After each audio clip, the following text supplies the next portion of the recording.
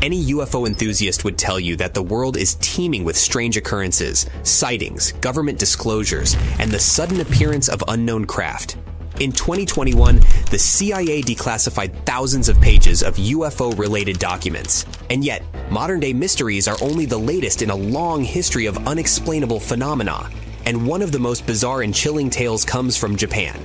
It's the legend of the Utsurobune, a mysterious otherworldly vessel. This tale suggests that we might not be the first to toy with the idea of visitors from space. The Utsurobune arrived as early as 1803. It was described as a ship not of wood or sailcloth, but something alien. Professor Tanaka Kazuo of Gifu University, who has dedicated decades to the study of the Utsurobune legend, has pointed out that the mysterious ship of this tale resembles a flying saucer. And it was long before the modern concept of UFOs saw the light of day. So, on February 22nd, 1803, off the coast of Hitachi Province, Japan, the sea seemed to give birth to an enigma. Fishermen spotted a strange vessel. It was unlike anything they had seen before, so they felt pretty unnerved when they dragged it to shore. The craft was over 10 feet tall and nearly 18 feet wide, and it had an uncanny resemblance to a koro, a traditional Japanese incense burner. But it was made not of clay or wood, but strange, lacquered rosewood on its upper half and metal plates on the bottom. As the fishermen peered inside through glass windows, they saw that an unknown script adorned the walls. They could neither read nor understand those symbols. Inside, there were cakes, water, and bedsheets. It was creepy cargo for a vessel that defied logic. And then there was another mystery, a woman.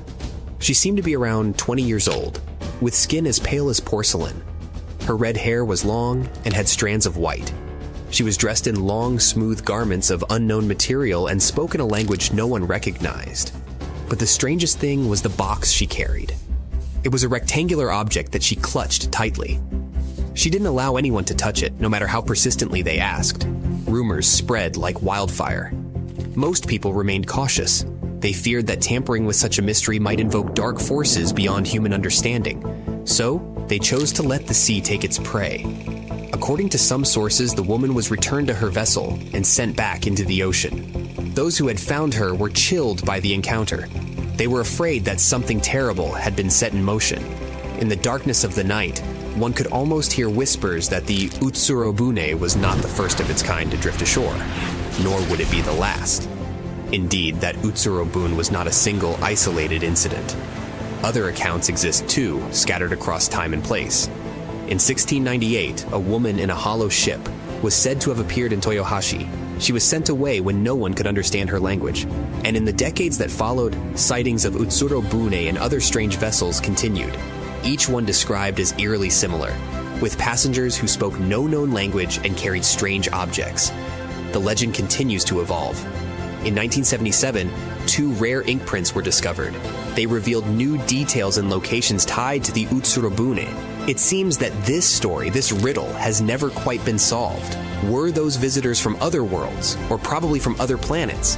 Could those legends, with their uncanny similarities, be tied to the same truth? Were the Utsurobune vessels real, or were they the product of imagination? We don't have a certain answer yet. It's raining cats and dogs, literally. Things falling down from the sky can be pretty unexpected, so here are some examples. Residents of Texarkana, Texas, once had light rain and fish shower. No need to go fishing out in the sea. The fish literally falls down on your head. In fact, animal rains are not uncommon. Water spouts or updrafts occurring in different corners of the earth sometimes carry small creatures up with them. Those could be crabs, frogs, or indeed, fish. A water spout is generally a whirlwind that picks up water and grows in size until it connects the surface of the water and the clouds. Lightweight critters living close to the water surface often get caught in the vortex and carried up and away. Thunderstorm clouds are constant companions of water spouts too. When the storm reaches a landmass, it starts slowing down, having nowhere to take the new energy from. It slowly subsides, the atmospheric pressure drops, and the thunderclouds release the water in them, along with the unfortunate small animals and fish. Sometimes it's just a few frogs frozen from the cold up above, but at other times it could be hundreds or thousands of creatures raining down upon the land. A much more unusual rain once happened in Oakville, Washington, and it's still waiting for someone to explain it. The rain clouds looked perfectly normal, but the rain they released was anything but. Translucent jelly-like blobs fell on the town, covering a total area of about 20 square miles. Each of them wasn't larger than a grain of rice. Researchers who studied these raindrops claimed that the gooey blobs contained human white blood cells.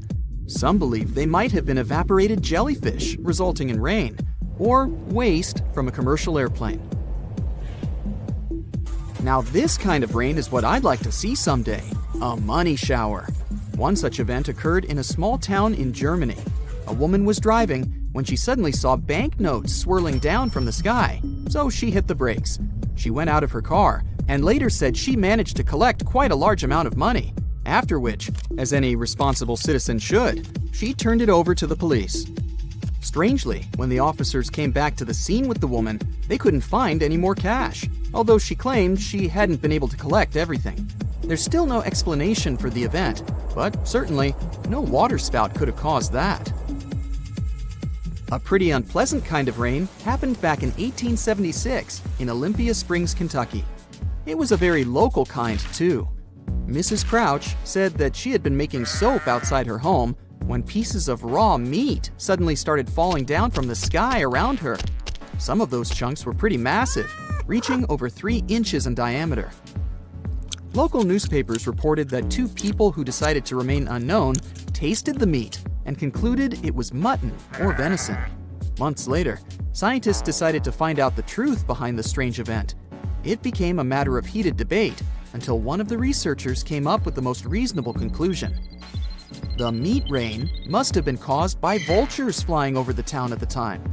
These birds sometimes regurgitate food right in the middle of their flight as a defense mechanism, or to make their bodies lighter to fly faster. And that must have been what happened right over Mrs. Crouch's house, unfortunately. Something totally inedible, but no less sinister, rained down on several villages in India in the middle of May of 2022. Huge black and silver metal balls started dropping from the sky, the first one weighing over 15 pounds. Astounded residents watched in shock as it hammered the ground, scattering pieces of itself across the nearby fields. Similar balls later fell in the other 2 neighboring villages.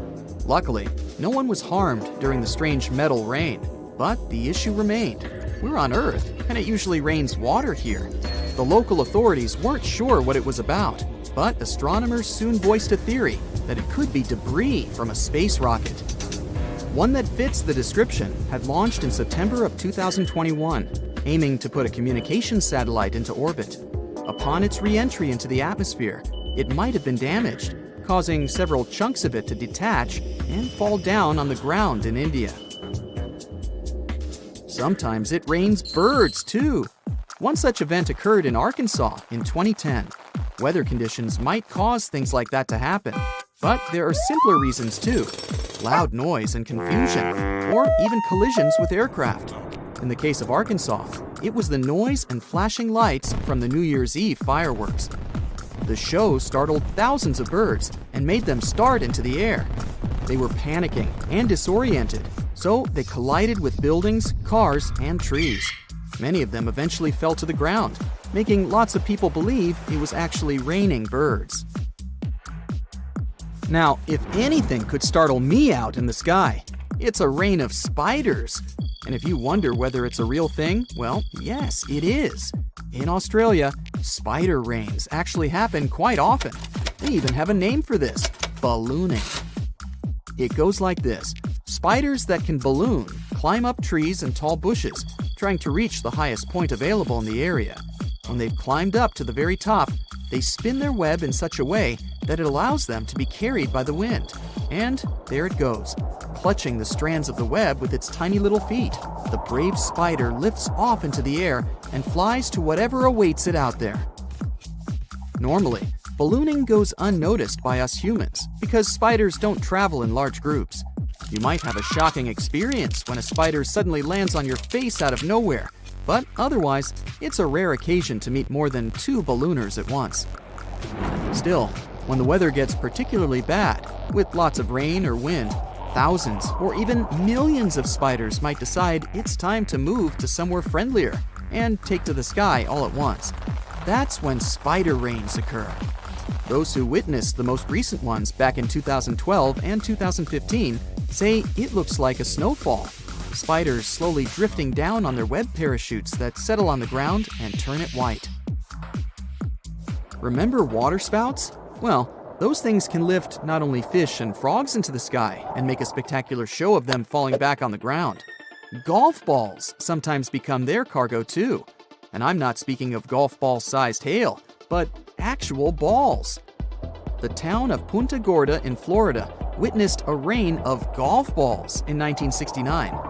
Newspapers reported dozens upon dozens of those things pummeling the ground and buildings for a short while. Since it's a coastal town with lots of golf courses, it wasn't hard to explain the event. A waterspout must have formed near the shore, traveled to some course, grabbed a few dozen golf balls, and then released them over the town. Rain can be pretty refreshing, as long as it's not mud rain. On April 12, 1902, the town of Easton, Philadelphia experienced an unusual shower. It made all those unfortunate enough to go outside take an actual shower and wash their clothes to boot. The raindrops looked dirty to the eye, and they were. People, buildings, and streets looked really wanting to take a good bath after it stopped pouring. The witnesses reported a considerable amount of dust in the air before the rain started, which probably explains the event. In 2011, a town in Scotland saw another weird rain variety. It was showered with worms. The rain didn't cover a large area. It seems only some local academy students were unlucky enough to get invertebrates falling on their heads while playing soccer. There was a significant change in the weather at the time, so scientists believe it might have resulted from some meteorological anomaly. You know how Stephen Hawking said, the best evidence we have that time travel is not possible and never will be, is that we have not been invaded by hordes of tourists from the future. But what if these tourists come to our time, but they do it secretly? You may even have met one of them. Let's see the most famous time travelers. Meet Orin. He's a cyborg who came to us from the year 2050 to stop the coming end of the world. In 2020, he appeared on a TV show where he said the whole world was inside the Matrix. Then he hit the headlines and gave an interview to a popular YouTube channel. As proof that he's a cyborg, he demonstrated his robotic voice, which can be made in a simple computer program. He also called himself We because he declared himself a collective consciousness that had come to save humanity. Orin became famous for his predictions about the near future, but it turned out that many experts had already announced these forecasts earlier. He also said that a huge corporation was suppressing humanity, and we were inside a complex computer simulation. If we don't improve or care for each other and nature, the end will begin in 2050. Orin no longer appears on major shows, but he has a small fan base of people who love all sorts of fantastic theories.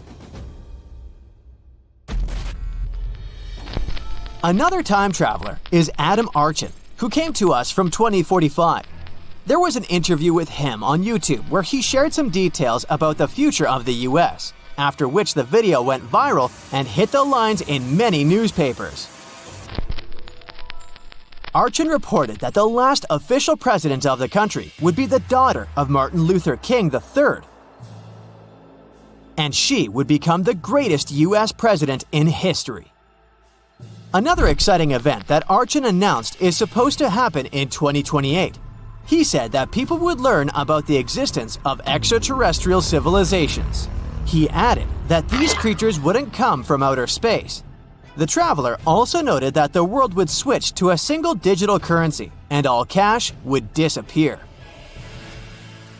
Of course, no one believed him, so the experts conducted a lie detector test.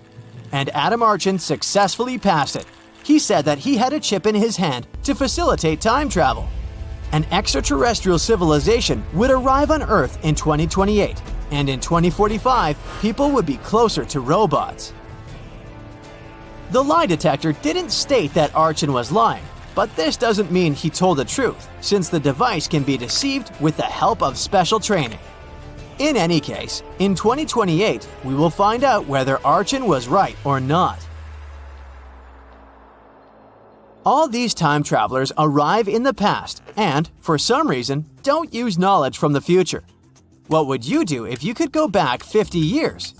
Perhaps you would invest money in shares of some young company that will become a big, expensive corporation. In that case, everyone would believe that you really came from the past. And by the way, one guy did it.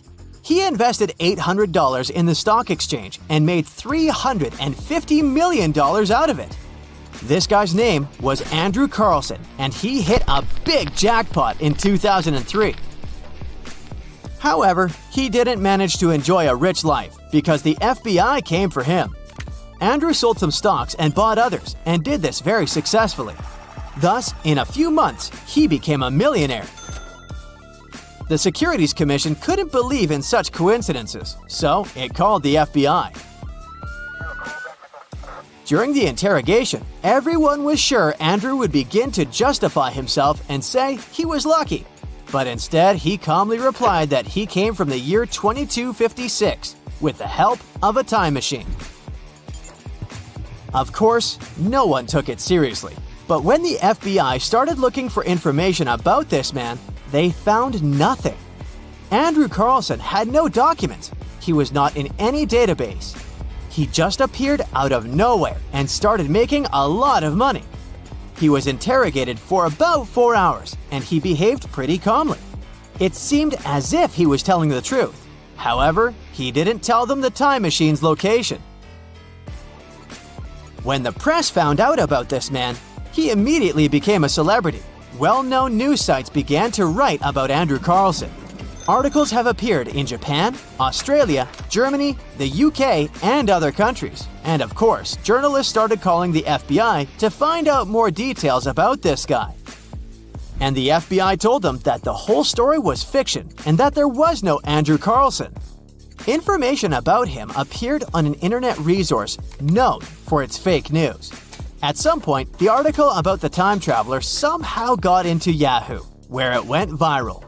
So, as we see, all statements about time travelers are either fiction or a lie. Conversations about such travels appeared thanks to fantastic films and books. Pop culture has greatly influenced this fantastic concept and created several theories claiming that time travel is real. And some people believe that, especially those who are far from science.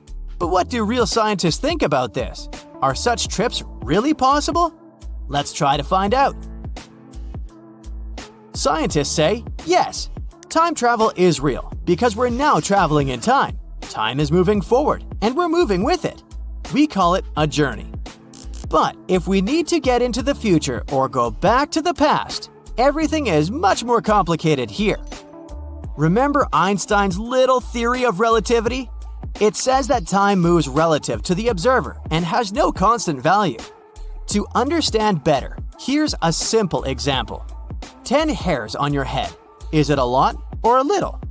10 hairs in a bowl of soup. Is that a lot or a little?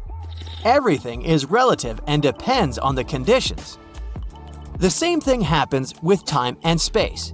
If we move at a tremendous speed, close to the speed of light, then time slows down for us. The perception of time becomes different for a person who's running and for one who's standing still. If we're near some heavy object, let's say 1,000 times heavier than the sun, then the time next to this object also slows down, thanks to its strong gravity.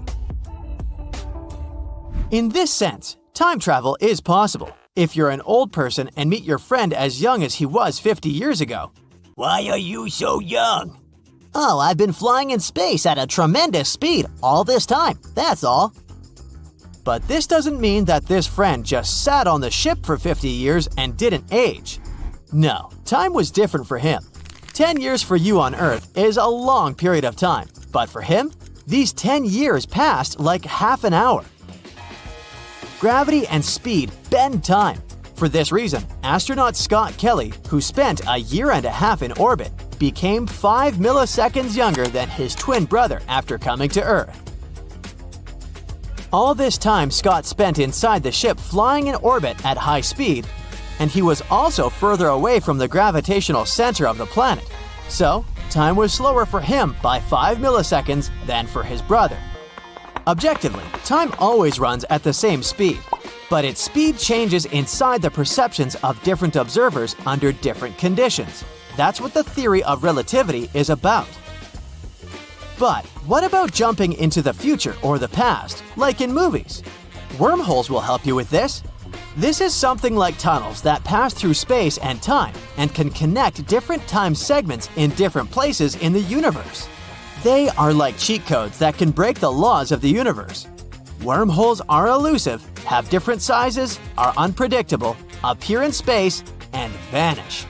But their main problem is that wormholes only exist in theory and sci-fi and have never been noticed in our universe by scientists. Seen a good horror movie lately? If you're a fan of those, then you can appreciate a good plot.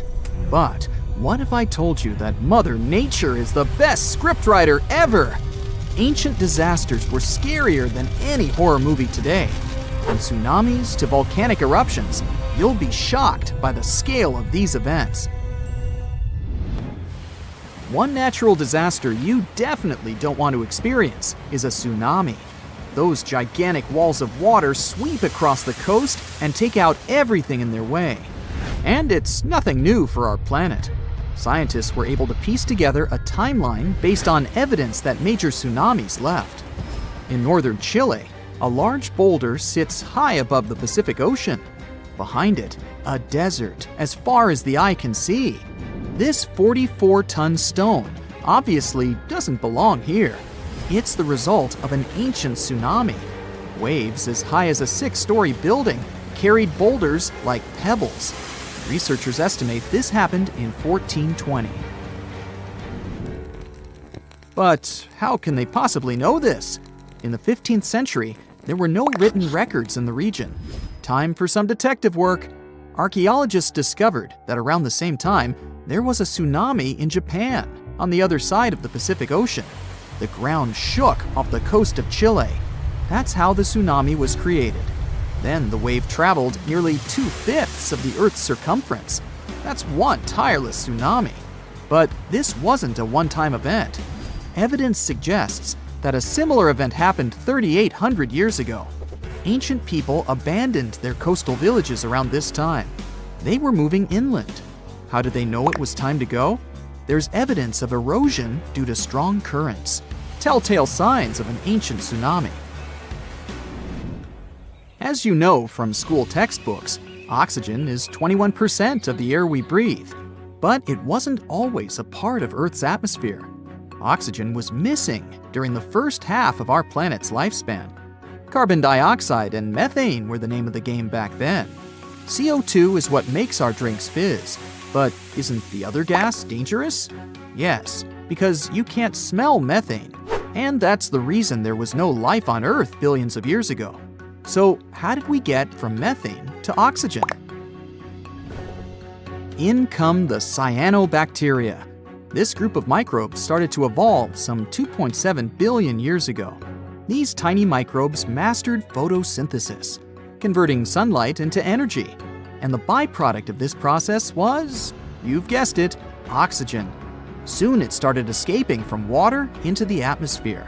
There, it reacted with methane, and over time, O2 replaced it completely. Scientists named this process the Great Oxidation Event.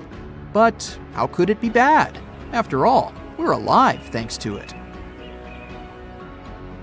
All that oxygen acted as a poison for anaerobic organisms.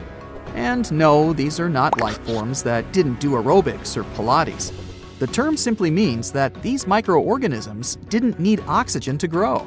Too much oxygen, and they would be goners. And that's precisely what happened. Scientists spoke of an oxygen overshoot that changed Earth's atmosphere for good. The disappearance of most anaerobic organisms was an early example of an extinction event. They didn't like the atmosphere at the time and decided to step down. But look on the bright side. They made room for oxygen-loving humans to enter the picture. Let's go to Turkey. No, not the seaside resorts that tourists visit in the summer, but the region of Anatolia in the southeast of the country. Göbekli Tepe is the world's oldest known temple site. It dates back to the Neolithic period. Scientists found a stone pillar here that tells a tale of an ancient disaster. They presume that the pillar is commemorative. Today, humans still build similar structures to mark an important event or a person. Just one example is the Washington Memorial. It was built in honor of the first American president, George Washington. But the pillar in Turkey doesn't commemorate a happy event. Scientists believe it shows a devastating occurrence, a comet crashing into the Earth. The event must have been destructive. There are also other signs on the monument. These symbols align with the setup of the night sky stars for the year 10,950 BCE. The date astounded the researchers. It matched their earlier research of an ice core sample in Greenland. This showed that a comet fragment hit our planet around the same time. The archaeological site could have easily been an ancient observatory. And whoever worked at it observed a cataclysmic event. The impact must have been so powerful that it changed the Earth's rotational axis. That's the imaginary pole going through our planet from top to bottom.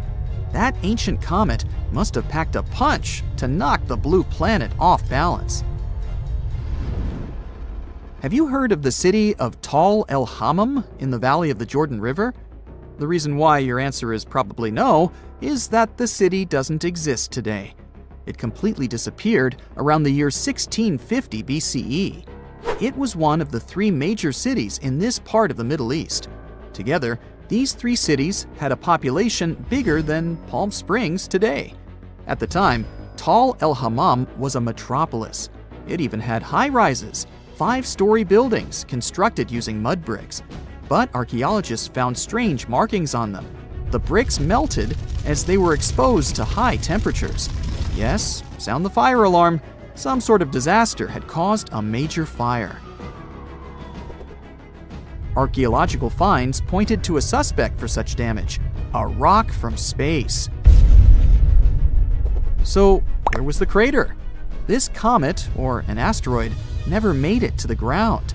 It was traveling at high speed, so it disintegrated before hitting the ground. Such an event is called an airburst. The largest witnessed meteor airburst happened over Tunguska in the north of Asia in 1908. Scientists estimated that the airburst in Tal El Hammam happened 2.5 miles above the city. This event released a lot of energy. Air temperature quickly rose to 3,600 degrees Fahrenheit. That's hot enough to set clothes and wood on fire in an instant. Mud bricks and tools made from metal start to melt when exposed to such heat. This would explain the evidence scientists unearthed. But there was one more find: salt. The event was so powerful that it distributed salt over the region around the Dead Sea. Any farmer will tell you that salty soil and crops don't go well together. People started moving away from the area because they couldn't grow food. Imagine an island with whitewashed villages surrounded by a sapphire blue sea. Such a place exists in reality. It's the island of Santorini. But the history of this place hides a tale of destruction. The island is of volcanic origin. This means that a violent eruption created it some 3,000 years ago. Now there are two islands. The bigger one is shaped like a horseshoe. When you look at them from above, the two islands look like they form a circle. That's because they were once a single island. It had a large mountain and was round in shape. But then it all changed almost overnight. One of the largest volcanic eruptions in human history tore Santorini apart. The earth trembled, tsunamis formed, and clouds of ash filled the sky. A daunting image. People felt the eruption hundreds of miles away.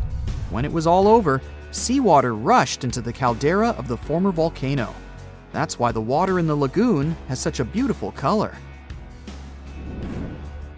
Scientists know so much about Santorini's past because of an unlikely assistant, a tree. The juniper tree, to be exact. People use its aromatic wood for everything from furniture to making pencils. On the Greek island, its rings revealed the tale of the ancient eruption.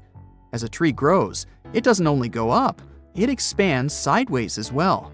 Each new layer of bark adds a ring to the trunk. It takes a year for one ring to form. And on Santorini, one ring was unnaturally pale.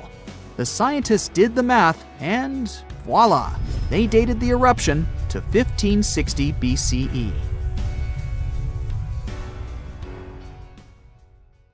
A strange lake appeared in India 52,000 years ago. It was formed here literally out of nowhere. I recall it was a Wednesday. Anyway, for tens of thousands of years, people came up with various scary stories about the lake. Some locals believe this place was cursed. Others think that the lake's bottom hides the gateway to the underworld. But those are all legends. The real reason for the appearance of this Lonar Lake is even more surprising. At first, scientists were sure that the lake was an ancient crater of a long-extinct volcano. It's in a balsam field made of 65-million-year-old volcanic rock. But then, geologists conducted a detailed analysis of the soil and water and found that Lonar Lake had a space origin. Geologists found a unique glass inside the lake that forms only with a strong impact and energy release. 52,000 years ago, a huge meteorite weighing 2 million tons fell into this place. It was almost 6 times heavier than the Empire State Building. The striking power was so high that the volcanic rock melted and turned into glass.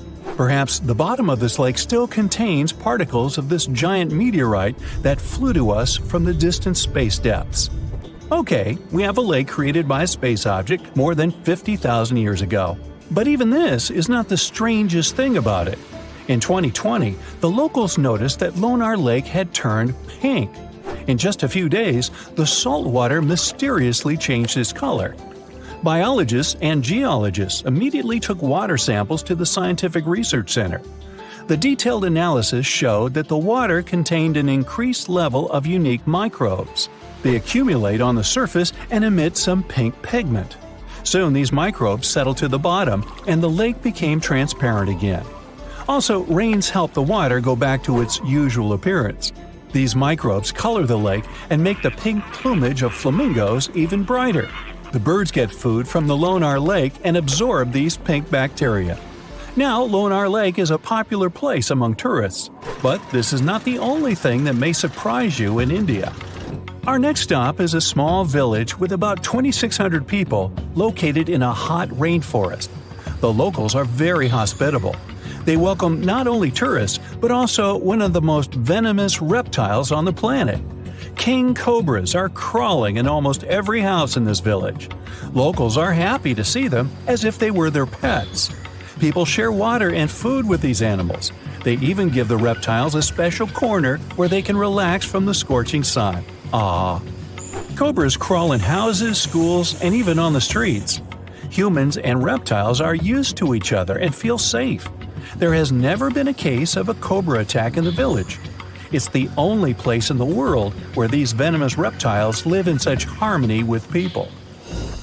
Now, imagine a town that consists of many little united villages. The residents are all engaged in agriculture. They know how to extract water from ground rocks, and they bargain well. The town has been thriving for several centuries, and people live happily in it. Then, one day, everything changes. All the residents quickly pack up their stuff and run away from their homes. Overnight, the town becomes abandoned. It is a real story that happened in the state of Rajasthan in 1825. And still, no one knows why the people disappeared from there. The most popular version says that the cruel local ruler collected large taxes from the locals. Then he fell in love with the daughter of the chief of this town and threatened that he would collect extra taxes if the girl refused to be his wife. Citizens decided to support the woman and her father and left their homes in one day. This town is still empty, but the locals from the nearest cities are afraid to approach. Our next stop is the state of Maharashtra. There's a small village there with very positive people. They go to stores, cafes, schools, and banks. Everything here seems quite ordinary, and you wouldn't notice what's so special about this place. But just wait for the night to come. People go to sleep and no one locks their houses. There are no locks at all in this village. The door of any building is always open here. The owners leave the shops, cafes, and libraries open. When locals go to work, they don't lock up their homes either. They don't hide money and jewelry. The reason for this is the complete absence of thefts. The villagers are sure that anyone can get into serious trouble for stealing. According to a legend, about 300 years ago, after prolonged rains and floods, a large black stone slab appeared in the center of the village.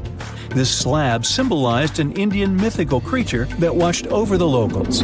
At some point, people stopped locking their houses because they knew that no one would dare to commit theft in that creature's face.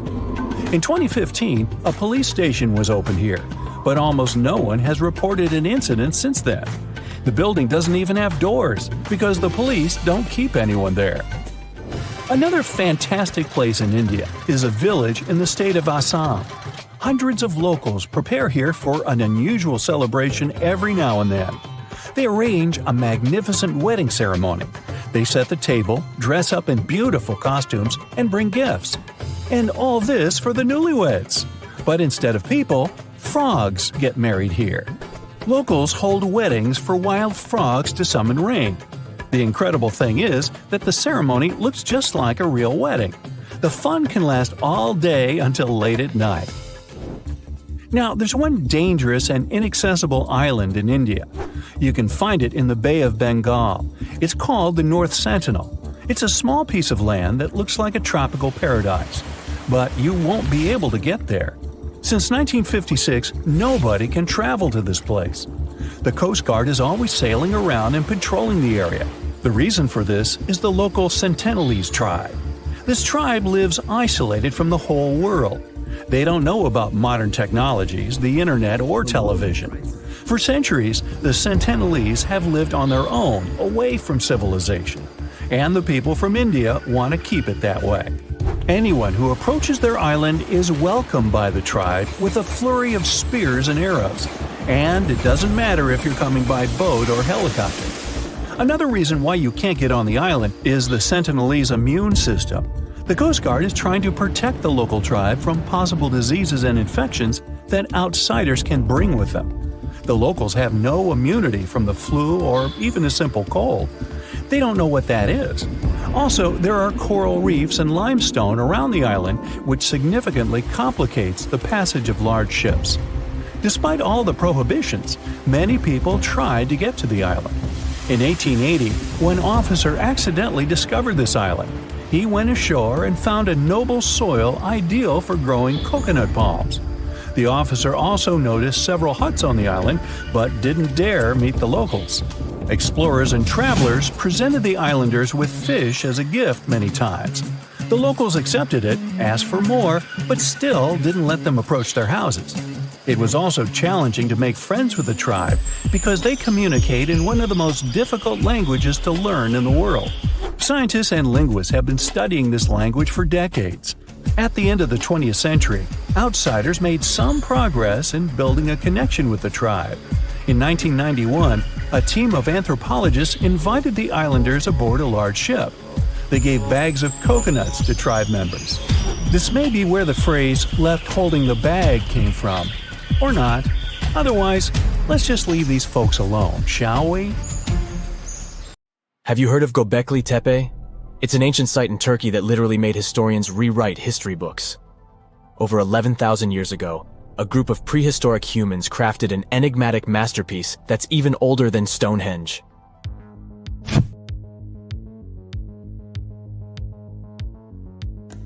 Before its discovery, archaeologists believed that people didn't know about iron and weren't good at making pottery. They were sure that settled life only emerged with the need for agriculture. But Göbekli Tepe changed this belief.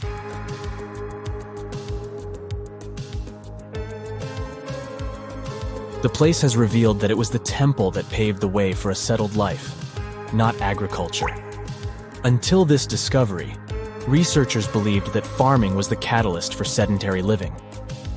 Meet Professor Schmidt, the guy whose findings changed this theory. He managed to prove that hunter-gatherer communities laid the very foundations of this way of life.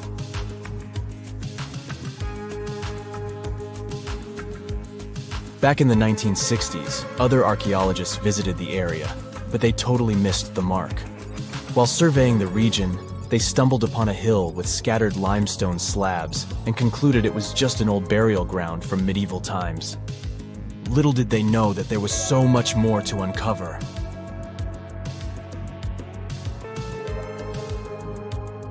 In 1994, Schmidt embarked on his own survey of prehistoric sites in the area. Surprise! He instantly realized he had discovered something truly extraordinary. Unlike the nearby flat and barren plateaus, Göbekli Tepe had a gently rounded top, rising 50 feet above the surrounding landscape. Funny enough, the translation of this place's name is Potbelly Hill. Schmidt was sure only humans could have made something like this.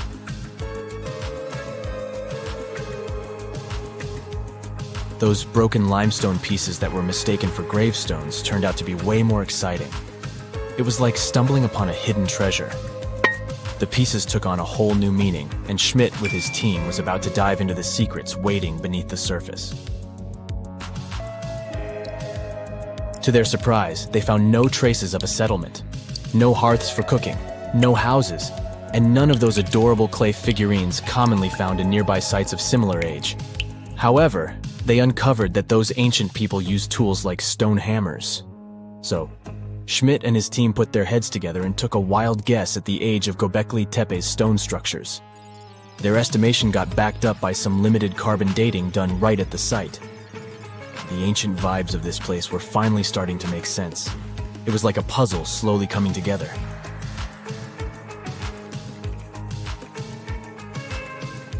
You may think that back then, people didn't have special tools to create something as cool as Göbekli Tepe. Not true. Turns out, these prehistoric folks used flint tools instead of fancy metal chisels. They were also skilled at chipping away softer limestone and crafting pillars right on the spot. Afterward, they carried the pillars a short distance to the summit and placed them upright. Once the stone rings were complete, they covered them with layers of dirt. Over time, they added new rings, and voila! You've got a cool hill to impress people in the future.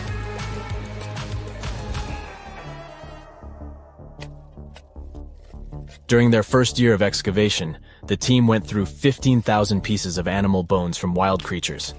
These people didn't have pet animals or grow their own food. They hunted wild animals for their meals. But things were about to change, because the place had everything they needed to start farming. Scientists say they had wild sheep and wild grains that could be domesticated. And guess what? Just 20 miles away, geneticists found evidence of the world's oldest domesticated strains of wheat at a prehistoric village.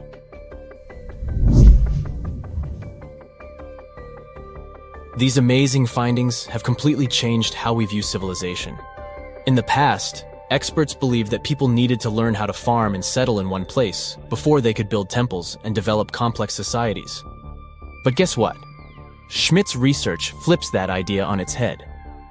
He claims that the incredible effort put into constructing these astonishing structures actually set the stage for the development of advanced societies. It means that societal and cultural changes happened before agriculture. Schmidt has this fascinating hypothesis about Göbekli Tepe. He thinks it could have been a special burial site where people left their loved ones. And here's the twist. The burial site was adorned with fancy statues and symbols representing deities from the spiritual realm. The idea that Göbekli Tepe could have served as a sacred place adds another layer of complexity to the whole story. While the site's true purpose may remain elusive, Schmidt's insights invite us to consider the profound interplay between life and the afterlife, and the deep reverence ancient hunter-gatherer societies may have had for their departed ancestors. Now let's talk about the stars of the show, the mesmerizing T-shaped columns that dominate Göbekli Tepe. These mysterious structures range from 10 to 20 feet tall and most likely represent stylized human figures. But one figure stands out from the rest, the three-dimensional lion relief. This depiction really fires up our imagination. Why? Because it hints at the possibility that lions roamed Anatolia during the Neolithic period.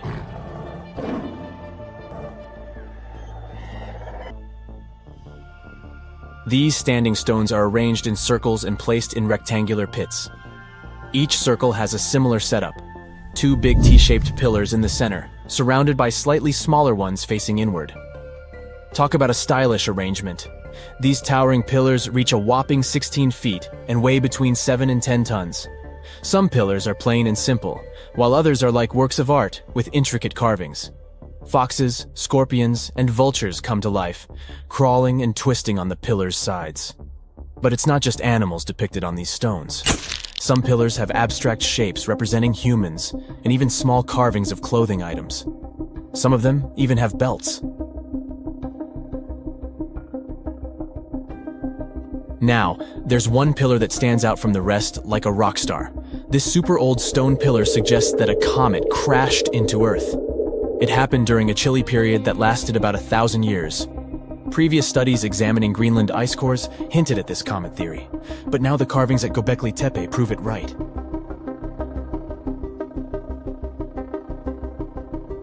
The carvings on the pillars are like a historical comic strip. They even show a headless human figure. Researchers fed the images into a computer and discovered their connections to constellations, indicating that this temple might have been an ancient observatory. It's like our ancestors were trying to document this cataclysmic event in their own unique way. Archaeologists have been excavating and researching Göbekli Tepe since the mid-1990s, peeling back layers of history and providing us with a deeper understanding of the intricate relationship between various elements. They have no plans to stop the whole process for another 150 years. Who knows what else they'll find? You see, Göbekli Tepe has been labeled purely as a ritual site with no signs of domestic activities. We were led to believe that the absence of water meant it couldn't support semi-sedentary communities. But scientists believe it's time to shake things up and approach Göbekli Tepe with fresh eyes. It's time to question what we believed before and use new evidence and different ways of thinking. Like, there might have been a group of people living in the area who didn't stay in one place all the time. They moved around a bit but still had their own civilization, living in the area semi-sedentarily. Göbekli Tepe is not just home to a single temple, but an astounding collection of over 20 ancient structures. As archaeologists delve into the depths of this wonder, they are unraveling its unique layout, featuring two prominent focal points at the heart of each establishment, complemented by smaller structures and dividing walls. What's even crazier is that in this area, there are over 200 obelisks, which are narrow tapering monuments. There's a mysterious island that appears and disappears like magic. Just like Schrödinger's cat, this Schrödinger's island exists and doesn't exist at the same time. Officially it's called Sandy Island, and it once appeared in maps, but it was never there in real life. Australian scientists decided to solve the mystery once and for all by embarking on an adventure to find this elusive archipelago. But when they reached the coordinates, all they found was endless blue waves. It's like the island was playing a game of hide-and-seek with them. This story goes back to 1876. A whaling ship was crossing the area and reported an island. Whoever saw it said it was over 15 miles long north to south and around 3 miles wide, about the size of Manhattan, so not so tiny at all. But every time researchers went to visit the area, they found nothing. So in 1974, an official mission from New Caledonia declared that Sandy Island was simply not a thing and excluded it from all maps. People went on with their lives until they noticed that the island was appearing on Google Earth as a black blob. In 2012, another Australian expedition went out to check out the area to get some explanations. They had to write a eulogy for the long-lost island and explain what could have created this mess. For starters, mapping technology wasn't at its peak back in the 1900s. It was easy to get the coordinates wrong.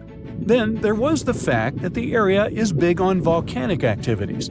It's likely that volcanic lava cooled down and created a raft of some kind. Let's say that the whaling ship went by, saw the volcanic raft, and thought it was land from a distance. But hey, it's just a guess. Humans have ventured far and wide across the globe, and it may have seemed at some point that we discovered each and every nook of our planet. But when Mount Lico popped up on Google Earth, scientists were overcome with excitement. This hidden gem in northern Mozambique is no ordinary rainforest.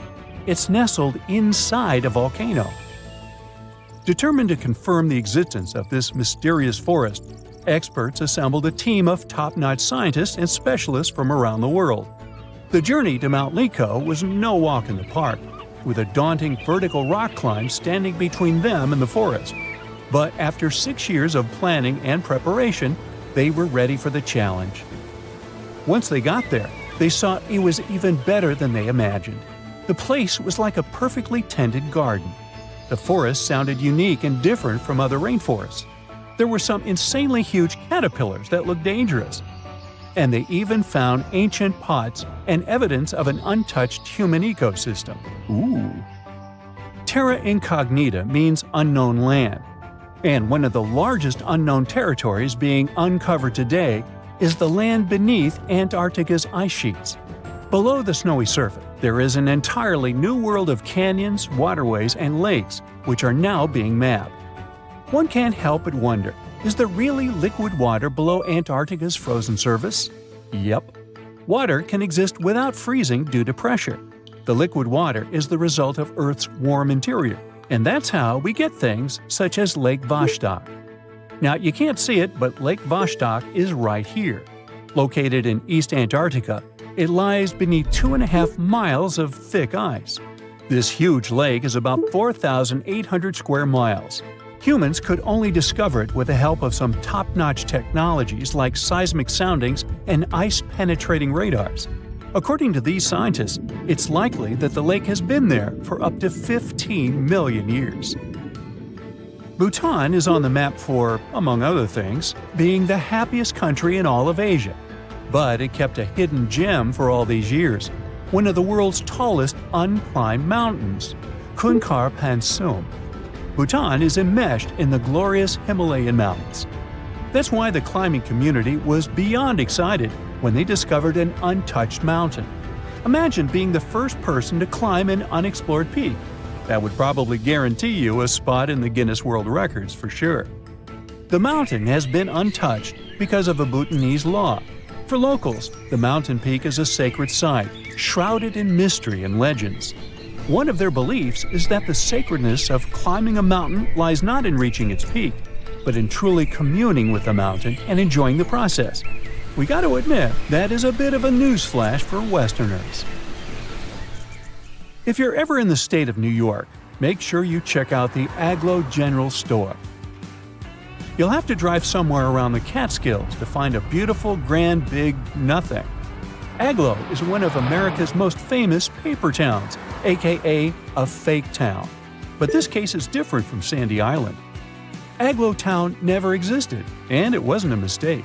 You see, there's an old copyright practice amongst map makers. They add in paper towns so they can know when someone is simply copy-pasting their work. What they didn't expect is that this would get completely out of hand. Some say that one day a guy picked up a map at a gas station that had Aglo Town marked in it. The person decided to open a store over there and named it Aglo General Store. Some say the guy who opened the store faced a lawsuit from the map makers. Anyways, it only lasted enough years to become a national joke. Americans drove from all over the U.S. to get a picture of the town's fake welcome sign. And then we've got Bermeja Island, located in the Gulf of Mexico. This funky island appeared on many maps of the 16th and 17th centuries. It was probably drawn by Spanish explorers. Sure, the exact location varied from map to map, and its name sometimes appeared as Bermeja, but its existence was certain enough.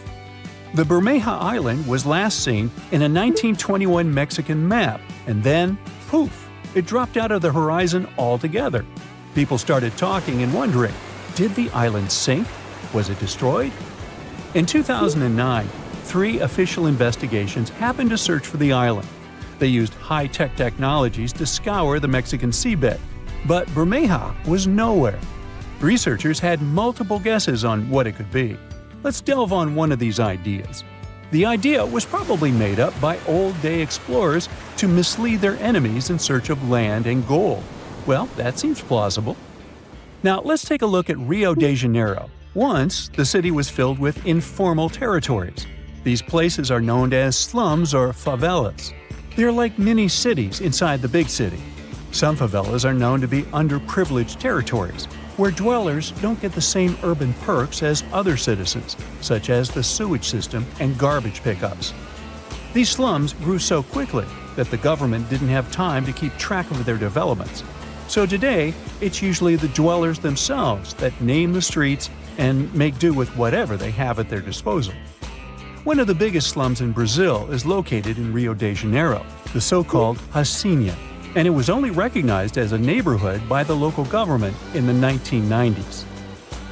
Our own ocean floor is less mapped than Venus, Mars, and the Moon. In fact, 95% of our oceans are unexplored. Strange, right? We do have the available technology, which is mainly sonar soundings, sending wave sounds to the ocean bed and registering what they hear back.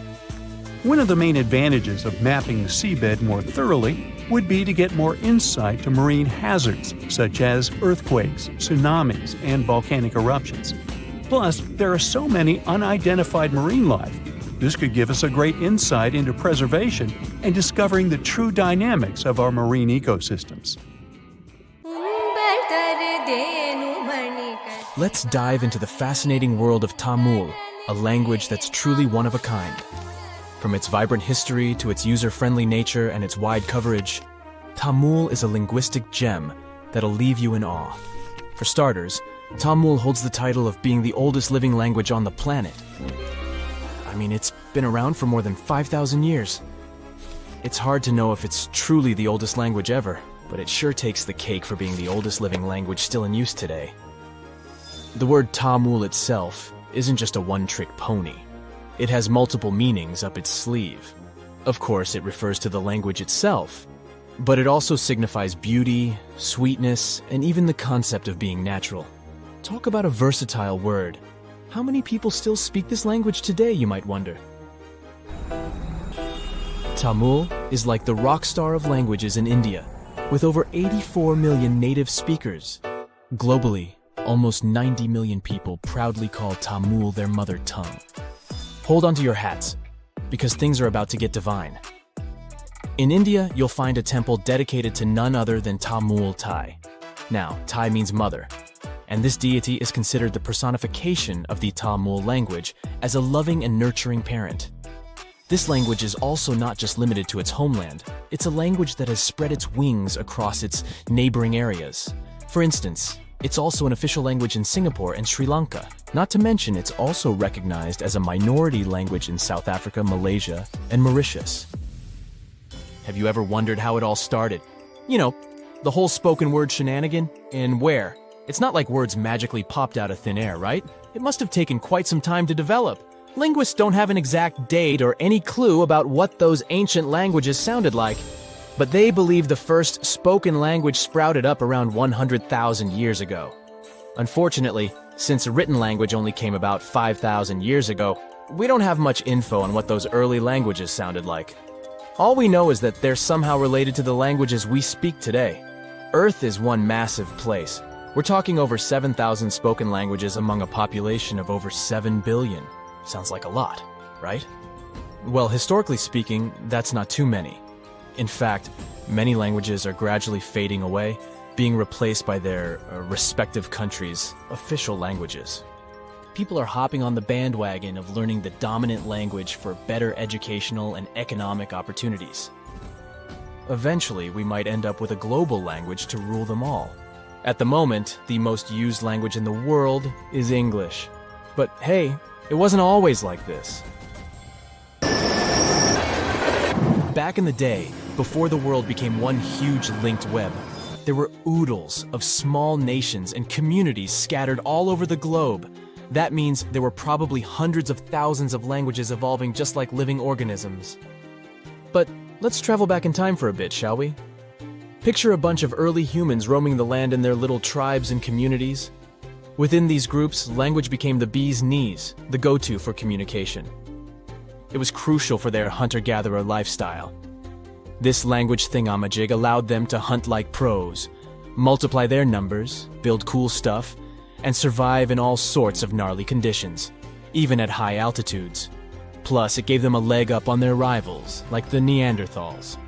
Sure, those folks may have been smarter and stronger, but it's widely believed they didn't gather together as Homo sapiens did. And so, about 40,000 years ago, poof, bye-bye Neanderthals. It just goes to show that language is quite a handy-dandy tool. Or at least that's one of the theories. Fast forward a bit, and humans had conquered all the major land masses. Mesopotamia, for instance, was the hotspot for this linguistic revolution, and by around 3200 BCE, Sumerian, a totally groovy language, stole the show. To this day, it's one of the oldest ones we know of, if not the oldest. What's interesting is that Sumerian had no linguistic siblings. It was like the loner kid on the linguistic playground. Let's look into the Sumerians' writing skills for a bit too. It's nothing like what we're used to today. Scientists have named it cuneiform writing, and it emerged as a means to record trade and political information. As a matter of fact, the first recorded name in history wasn't of a king or some powerful figure. It was most likely the name of an accountant. But it's difficult to know for sure. Cuneiform consisted of a collection of pictograms that represented objects or people, much like the ancient Egyptian hieroglyphics. Sumerian culture thrived in several city-states located in the southern region of Mesopotamia. Uruk, known as the first true city, was among the stars of the show. However, these cities eventually faced some unwelcome visitors. As a result, by 2000 BCE, Sumerian had taken a back seat, becoming a classical language just like Latin. Now here's a little twist in the tale. Sumerian might not actually hold the title of the oldest known language. Egyptian, for instance, emerged around the same time as the Sumerian civilization, but along the banks of the Nile. This ancient language also made use of pictograms in its writing system, but it did undergo some serious transformations due to its interactions with neighboring languages like ancient Greek, Persian, and Latin. By the time of Roman occupation, Egyptian had become a dead language, gradually replaced by Greek. Now let's give a special shout out to another one of those old languages that are still spoken today, Hebrew. This remarkable language has been around for over 3,000 years and has managed to remain relatively unchanged throughout its long history. Hebrew is one of the official languages in Israel, and around 63% of the population in this country speaks it. Also, there are approximately 6.1 million people all over the world who can proudly say that Hebrew is their first language.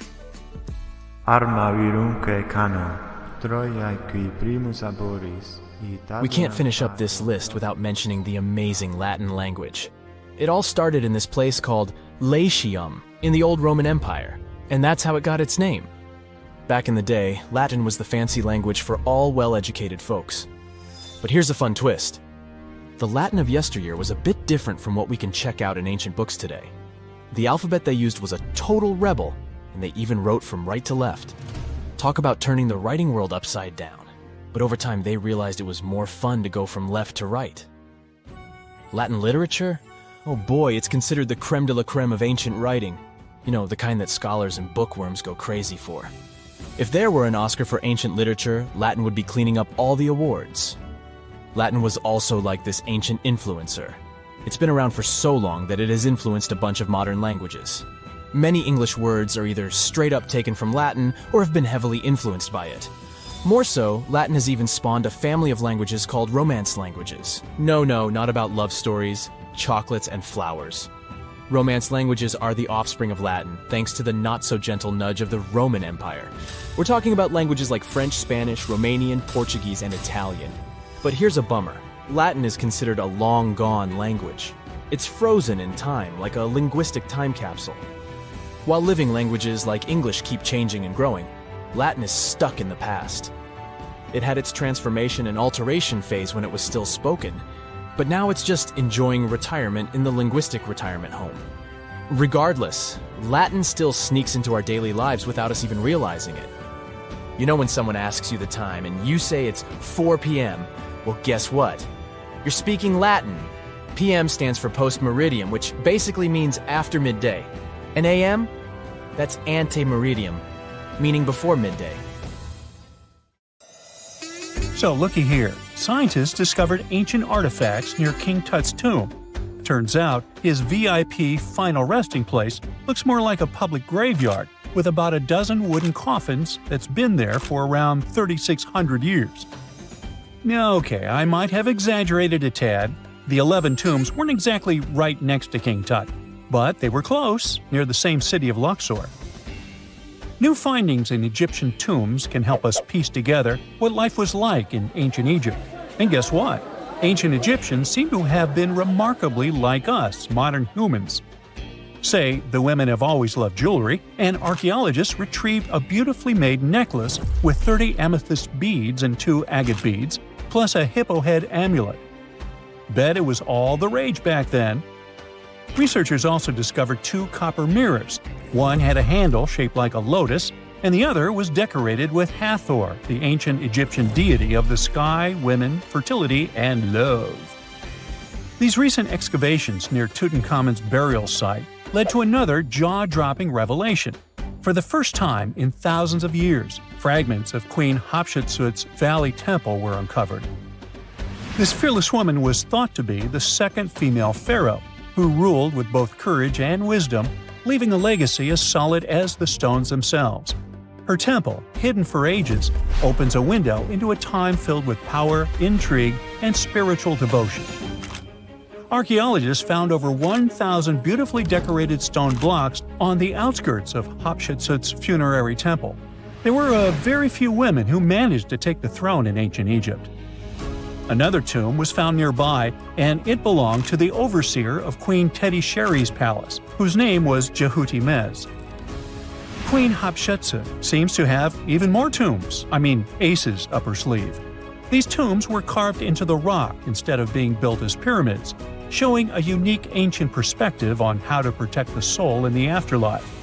Experts managed to retrieve some cool ancient pieces from the site. Toys made of clay, mummy masks, winged scarabs, and some amulets. Sadly, there surely used to be way more artifacts, but over the last centuries, there have been people other than archaeologists to stumble upon this site. It's likely that looters got to these tombs before them and may have taken some valuable items. But they did leave behind some cool stuff for the researchers, like pottery used for offerings of bread and meat, along with archers' bows that connect the tomb's owners to the Egyptian military. Meanwhile, soul protection is way more important than you might think, especially if you're roaming around Luxor looking for ancient secrets. You aren't scared of King Tut's curse, are you? Let me tell you what happened to those who weren't scared, but promise me to take it with a dash of salt, okay? For years, Egyptologists, especially those who believed in paranormal activity, were convinced that there was an unsettling curse surrounding Tutankhamun's archaeological discoveries. This belief stemmed from the mysterious and untimely demise of several excavators who discovered the tomb in 1922 with no logical explanation for why they passed away. It was just easier to chalk it up to something supernatural and avoid the whole mess. But it turns out it wasn't a curse at all. It was likely the radiation that caused those excavators to perish. Now, you might wonder where the radiation came from. After all, while radioactivity was discovered in the 19th century, ancient Egyptians, despite their impressive pyramids, didn't have any radium lying around to make Tut's tomb glow like crazy. So, what could be the real story? It might have been toxic waste behind it all. Toxic levels of radiation from uranium and hazardous waste have been lurking inside the tomb since it was sealed over 3,000 years ago. The burial chamber of Tutankhamun's tomb reportedly has such high radiation levels that anyone who steps inside could easily end up with a fatal dose of radiation sickness or an incurable condition. By the way, you can have a somewhat similar level of radioactivity if you don't get rid of those moldy dinner leftovers you left to perish in your fridge a month ago. But this radioactivity isn't exclusive to Tutankhamun's tomb. Ancient Egyptian artifacts discovery is rewarding yet dangerous due to unusually high radiation levels in Old Kingdom tombs all over Egypt. Geiger counters have detected radiation at 2 sites near the Giza pyramids, and radon, a radioactive gas, has been found in several underground tombs in Saqqara. Interestingly, experts believe that the builders of these ancient tombs were aware of the toxins, as some eerie warnings were carved into the walls of many tombs. One inscription ominously declared, "They that break this tomb shall meet their end by a malady that no doctor can diagnose." Other ominous phrases like "forbidden," "due to evil spirits," only added to the fear that supernatural curses haunted these ancient sites. Ominous signs have stunned archaeologists since forever, but the fear grew even stronger a century ago with the mysterious passing of Lord Carnarvon, who funded King Tut's excavation in 1922 and reportedly explored the treasure-filled rooms, along with several others who entered the tomb. Arthur Weigall, another British Egyptologist who was present at the tomb's opening and is credited with starting the curse myth, passed away young when he was just in his 50s in 1934. Chances are the condition that made him pass was connected to radiation. In total, 6 out of the 26 people who were there when the tomb was opened met their end within a decade from various causes. Not only X-ray exposure, those reasons include asphyxia, stroke, heart failure, pneumonia, and even poisoning. Well, isn't this getting a little grim? There was one guy who opened the tomb and somehow managed to avoid the infamous curse, Howard Carter, or so it seemed. Some folks pointed to his survival as proof that the curse wasn't real. After digging up the tomb, Carter published several books on the topic and shifted gears from archaeology to dealing in antiquities for various museums. Despite dodging demise or injury, rumors swirled about how the curse may have impacted him in other ways. One of the big stories linked him to Lord Carnarvon's daughter, Evelyn. Some said he was madly in love with her, but she married someone else, so he chose to stay single. Others claimed they had an affair while she was in Egypt, which ended when her father passed away and she left the country for good. However, there wasn't much evidence to support these stories. Evelyn was just 6 when they met, and they remained friends until his last breath. She was even one of the few attendees at his funeral, but denied any romantic involvement, saying they weren't that close. A year after the revolutionary discovery near King Tut's tomb, Evelyn married politician Sir Brograve Beauchamp and had a daughter. That same year, Beauchamp toured the tomb with his parents, guided by Carter himself. Carter never married and, aside from those posthumous rumors about Evelyn, had no other romantic connections. While the curse adds an intriguing twist to his life story, his tendency to keep relationships at arm's length was evident long before the tomb was opened. It seemed Carter just wasn't a people person. In 1939, after battling a serious illness, he ultimately succumbed to fate. He was 64, which was a pretty common life expectancy in the UK back then, so no one really thought it was off and linked it to an ancient curse. When he passed, it turned out he had several artifacts from Tutankhamun's tomb in his London apartment, which were eventually sent back to Egypt, marking what some viewed as the curse's end. Who knows? Maybe if he hadn't had all those ancient souvenirs at his place, he would have lived way longer. But all the other demises might seem off. The curse theory was likely fueled by some strange events during the excavation. Carnarvon got a mosquito bite that became severely infected, and around the time they opened the tomb, Cairo experienced a bizarre power outage and a freak sandstorm. Back in England, the Earl's dog, Susie, managed to escape from Carnarvon's house and began barking frantically at seemingly nothing. At least that's what the staff and family saw. Strangely enough, at the very moment her owner's heart stopped, Susie started howling and fell down without showing any signs of life. Maybe radiation didn't play a crucial role after all, and those were indeed ancient artifacts from King Tut's tomb that made them all perish. Spooky, huh? In 2020, there are islands on our planet that have not been touched by the hand of modern man, not even his fingers. Nature in these places has remained unchanged for thousands of years. What if people lived on one of these islands? They wouldn't know about civilization's progressive benefits or have seen a modern person. This island actually exists, and traveling to it is unlawful and involves many dangers. North Sentinel Island is located in India in the Bay of Bengal. If you want to get there, you won't succeed, because any travel to this place is prohibited by law since the middle of the 20th century. The Indian Coast Guard prevents any attempts to get there, but the law is not the only thing that will stop you on the way. Imagine sailing a small boat towards this island. The waters are crystal clear. You spot passing fish and beautiful coral reefs. Ahead, you can see the island shape. It looks like paradise. You're so impressed by the beautiful view of this place that you don't notice a few dots appearing on the shore. As you sail closer, something whizzes past you and falls into the water. It's an arrow. The next arrow hits the hull of the boat. The dots on the shore are people, the local tribe Sentinelese. They stand with spears and bows and shout something at you in a strange language. They make it clear with gestures that you should get out of this place. They throw spears at you and fire arrows. Well, that's another clue, huh? Fortunately, you manage to get away. Sentinelese guards their island in such an aggressive way. They don't invite anyone to the island and voluntarily isolate themselves from the rest of the world.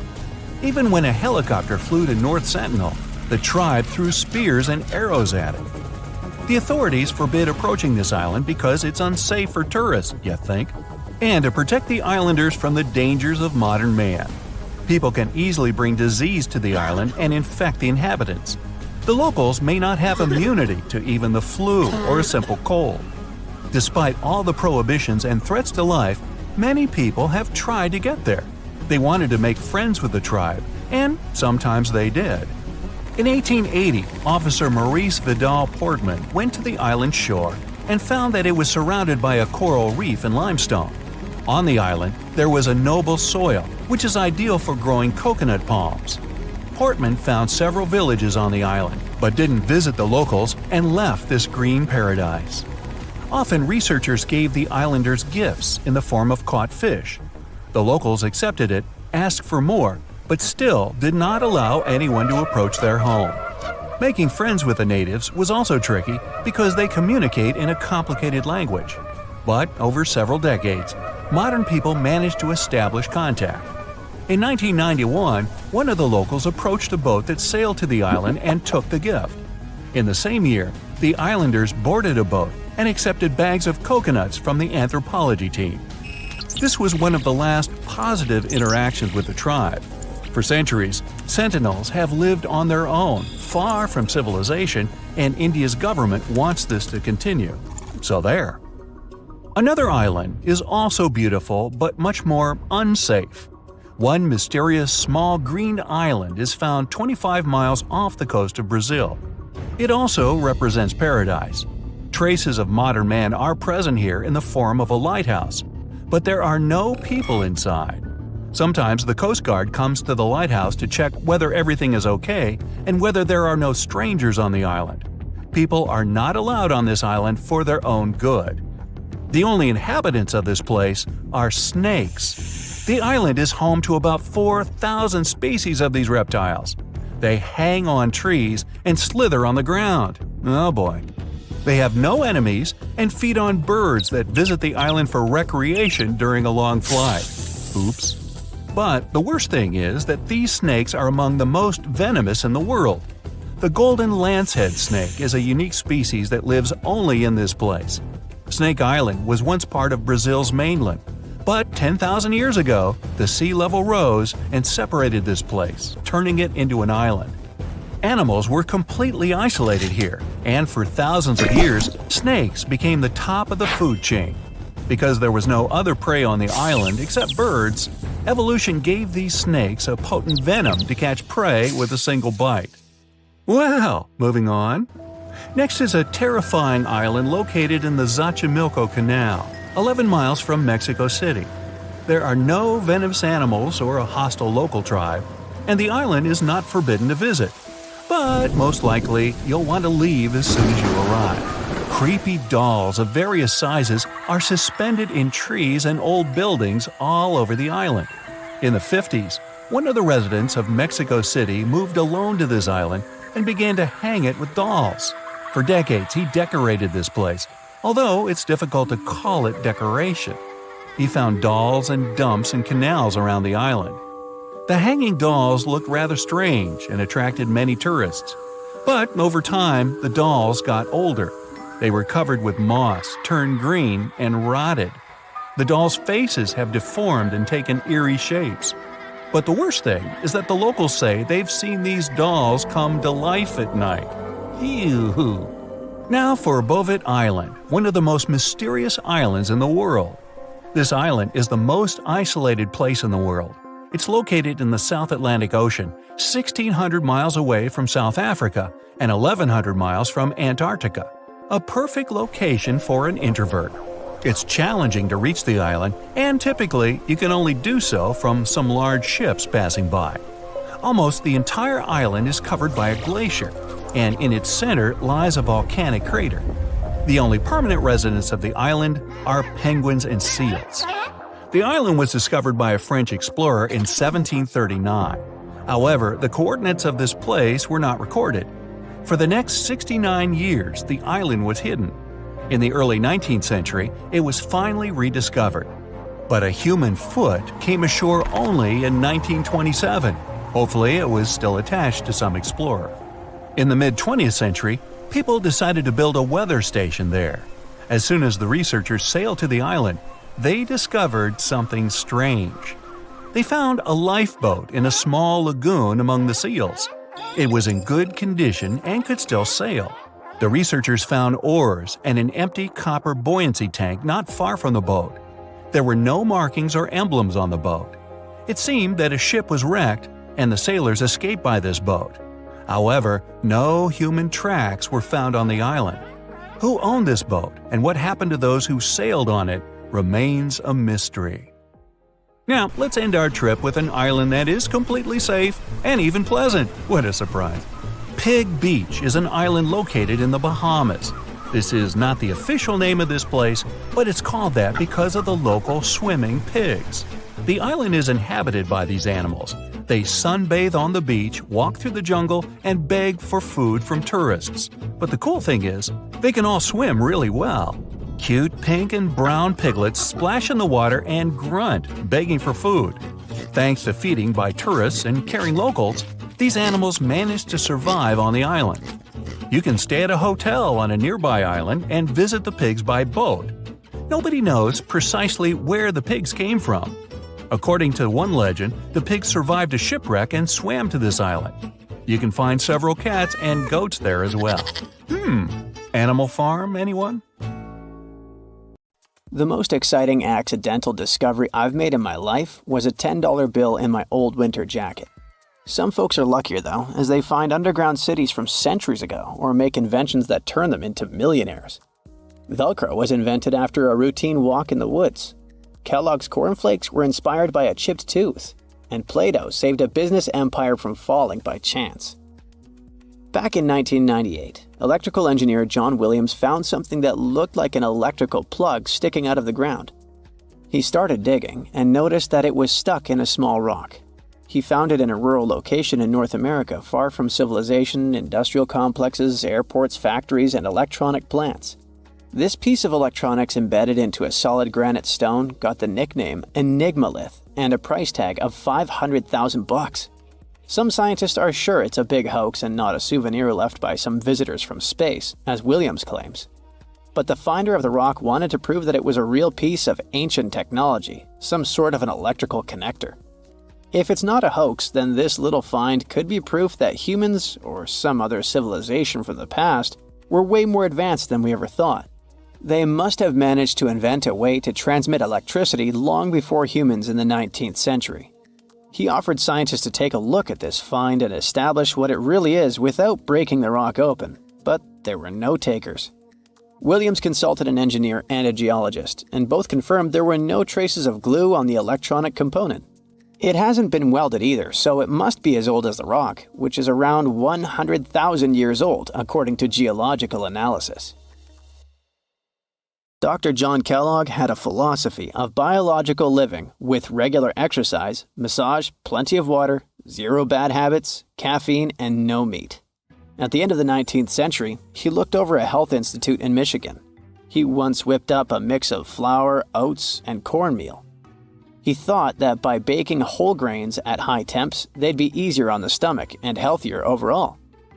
He baked the mix twice and first made cookies, but a patient chipped a tooth on that version. Then he decided to break it into small pieces. It's hard to pinpoint exactly how Kellogg cornflakes came to be, with so many versions of the story floating around. Kellogg's wife, Ella, and his brother Will both claimed they played a role in creating the flakes, along with several other family members and sanitarium staff. The company lore says that it all went down one night in 1898, when some wheat-based cereal dough was left out too long, fermenting in the process. When rolled out thin, the slightly moldy dough turned into these perfect large thin flakes that got all crispy and yummy in the oven. Over the next few years, Will Kellogg kept tweaking the recipe and realized that corn, not wheat, made even crunchier, tastier flakes. His brand, Kellogg's Corn Flakes, has grown into a multi-billion-dollar company. Swiss engineer George de Mestral once went for a walk with his dog and came back with a concept that would later go to space. Once they got back from the woods, de Mestral noticed that his pants and his dog's fur were covered in the tiny barbs of the cocklebur plant. He examined the burrs under the microscope and noticed that they were shaped like tiny hooks that stuck to loops on clothes and fur. He decided to recreate that natural tech to design an extra strong fastener, one with many practical uses. He was testing different materials for his invention for so many years and finally settled on nylon. He also needed to design a special type of loom that could weave the fibers in the right size, shape, and density. It took de Mestral a total of 14 years until he introduced the world to Velcro, which means velvet and hook in French. De Mestral was hoping his invention would replace the zipper on clothes, but the fashion world found Velcro cheap-looking and unattractive. But NASA didn't think so, and used Velcro for astronaut spacesuits and helmets in the 1960s. Now, Velcro is used everywhere, from footwear to toys to airline seat cushions. Before the middle of the 20th century, most homes were heated with coal. It left soot throughout the house, which was especially visible on wallpapers. Kutal Products was the largest company that sold wallpaper cleaner, but in the 50s, more and more people switched to gas, oil, and electricity, and the sooty buildup problem was mostly solved. The owner of Kutal Products was trying to save his business. Meanwhile, his sister-in-law read that wallpaper cleaner could be used to make holiday decorations. She worked as a nursery school teacher, and modeling clay was pretty hard for her students to handle, so she decided to test this material for molding into different shapes, and it works out just fine. She told her relatives about the discovery and suggested a name for it: Play-Doh. The Kutal company was about to go bankrupt, so it was a great alternative for a new business. Soon enough, Macy's and Marshall Field got interested in the new toy and started selling it. Play-Doh was originally only in one color, white, but soon expanded to red, blue, and yellow. They also made several changes to the original recipe, but the mixture is still mostly the same as when it was used to clean wallpapers. An urban legend says that if you take all the Play-Doh compound ever made and put it through their Fun Factory playset, you'll get a snake that will wrap around the planet 300 times. A man in Turkey was renovating his home when he knocked down a wall in his basement with a sledgehammer. He found a tunnel behind the wall that led to an ancient underground city. The tunnel led to more tunnels and then halls and chambers. It turned out to be a whole underground complex with 18 stories and without a single inhabitant, abandoned a long time ago. It was the city of Derinkuyu, built thousands of years ago, a home for up to 20,000 people. Whoever built it had great skill, and it's rather easy to build tunnels out of the soft rock, but cave-ins are a big risk. None of the floors at Derinkuyu have ever collapsed. The city had a complex ventilation system with over 15,000 shafts. The upper levels had the best ventilation and were used for living and sleeping quarters. The lower levels were mainly used for storage, but they also had a dungeon. In between, there were room for domestic animals, a school, a convent, and small churches. John Martin, a forestry professor, was out exploring a forest in Wisconsin one night. He was shining a UV flashlight up into the canopy to spot lichens, fungi, plants, and frogs that glow under the UV light. Then, suddenly, he heard a flying squirrel chirping at a bird feeder, pointed the flashlight at it, and saw it light up pink. The professor told his colleagues about it, and they decided to investigate further. They checked out some flying squirrel skins at museums to see if this pink glow is a common thing among them. It turns out that almost all of the flying squirrel specimens they looked at had the same pink fluorescence. Non-flying squirrels didn't glow at all. Other animals with fluorescence, like puffins and chameleons, glow blue under UV light. The only other mammals with fluorescent fur are around 20 species of opossum. They live in different ecosystems and have different diets. The only thing they have in common with flying squirrels is that they're all active at night. And regular squirrels prefer sunlight. There's enough ultraviolet light in low-light conditions, and nocturnal animals need UV vision. So the pink glow might have to do with nighttime perception and navigation, especially in cold and snowy conditions. Or it could be a way for male flying squirrels to attract prospective mates. It could be a sort of mimicry. Oh, gravity, you heartless so-and-so. Well, that's what I think when I trip over a stone and fall face down. Of course, I'm not clumsy, you know. Anyway, gravity is a constant, right? Something entirely unshakable that we can always rely on in this ever-changing world. Unlike, love. Feeling romantic, sorry. But what if I told you that it's not as honest and clear as you think? There are places on our planet where gravity behaves like it's gone crazy. And that's why you clicked here. So let's take a look. Magnetic Hill in Leh, India. There's a stretch of road in India that's been attracting tourists from all over the world. It's no different looking from the surrounding landscape, and you could easily pass it by without noticing, if not for one very unusual and a bit creepy thing. If you stop your car on the magnetic hill going up the slope and put it on neutral, it'll start crawling upwards, eventually reaching the speed of up to 12 miles per hour. They say there's some sort of magnetic force at work here that tugs cars up the hill, hence the name. On top of that, even airplanes are said to gain altitude above this place. Skeptics offer another explanation, though. It's just the lay of the land that creates an illusion of going upwards, while in fact you're moving down the hill and vice versa. Whatever the truth, I'd like to see it for myself. Would you? Tell me down in the comments. The Crooked Forest, Poland. Near the village of Nowa Czarnowo, there's a forest in the depth of which you can find a strangely looking pine tree.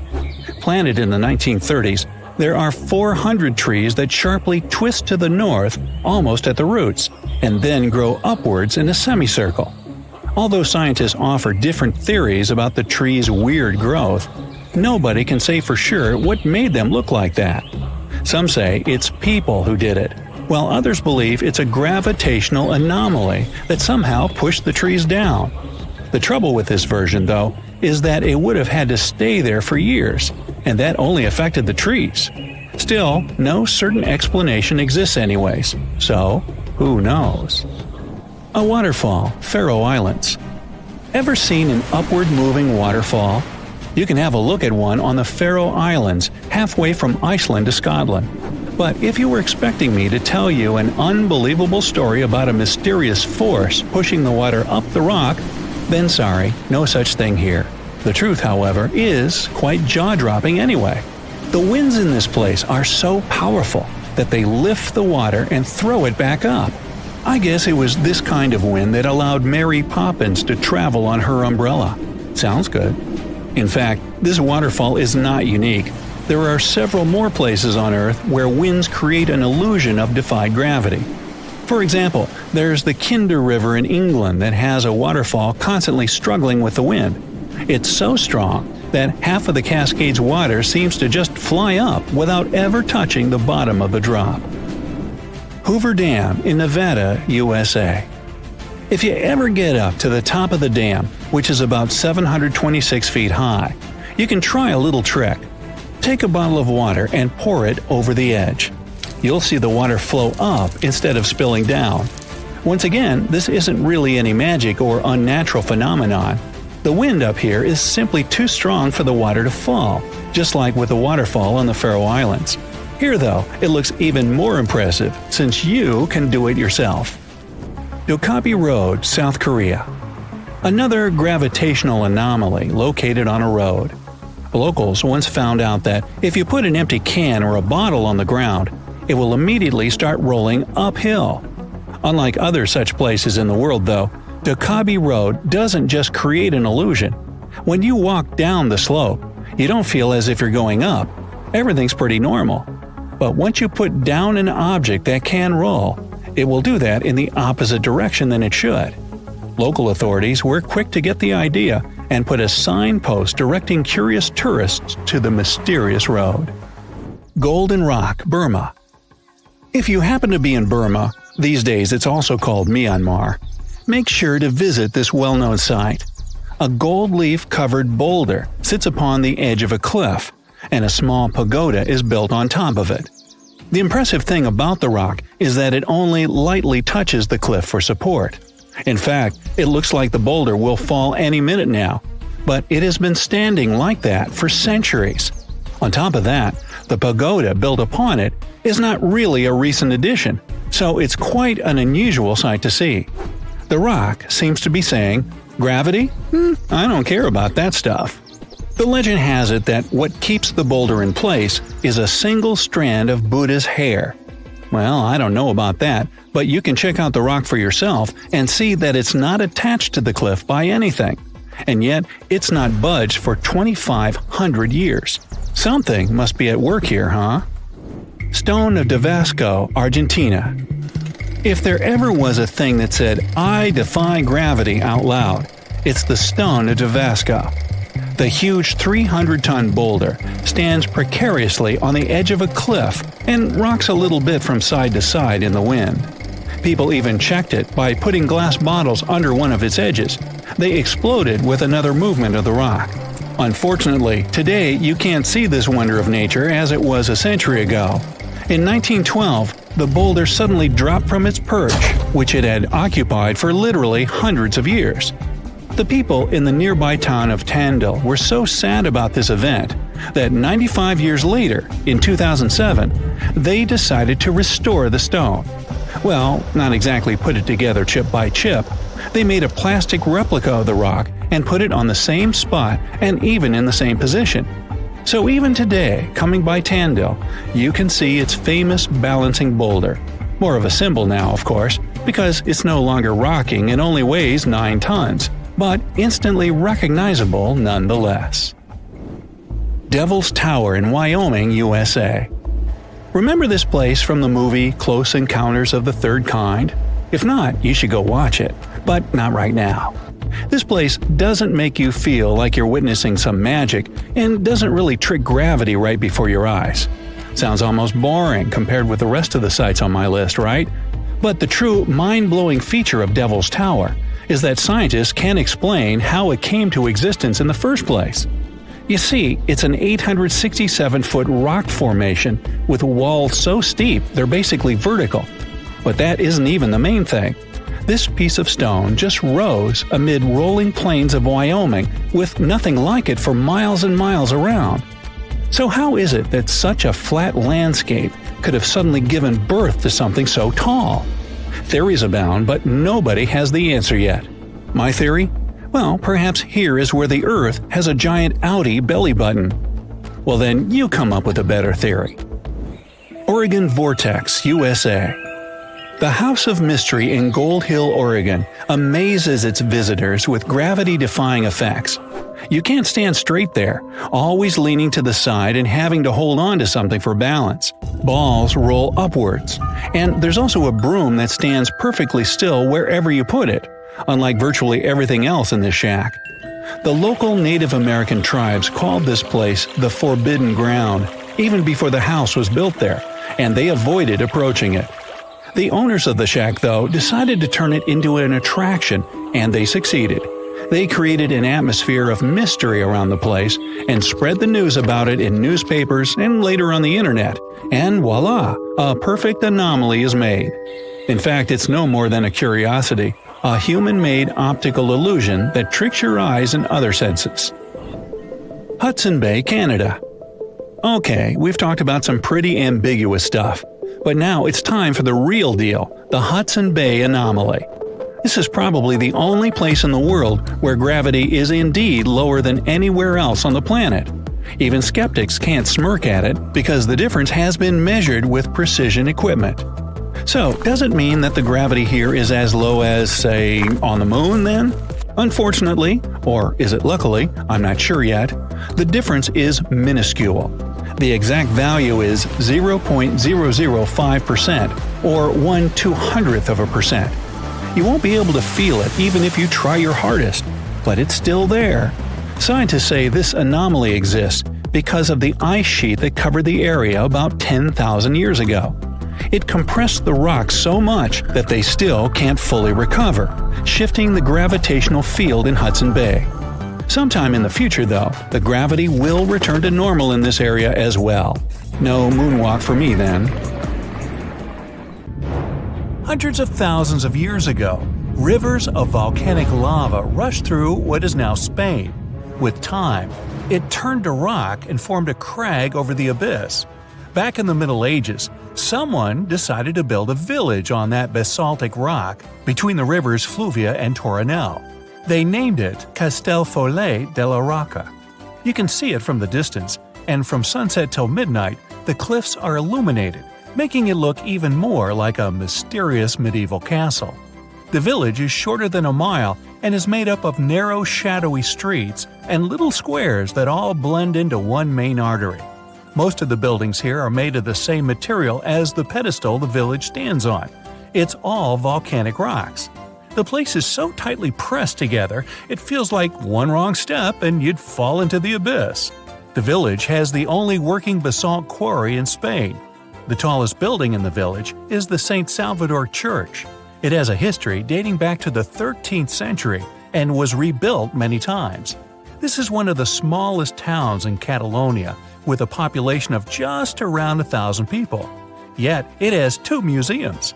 One of them is history-themed, and the other one is Museum of Cured Meats. That's right, you can learn the history of meat making and taste local specialties for free. The town of Monterey, USA, has a mayor, a clerk, a treasurer, a librarian, a tavern keeper, and a bartender. Yet the population is still just 1. Elsie Eiler has been doing all those jobs, paying taxes to herself and voting herself for mayor since 2004. Back in the 1930s, Monterey had a population of 150 people, with working grocery shops and restaurants. When farming conditions got worse, people started leaving, family by family. Till now, there's just 1.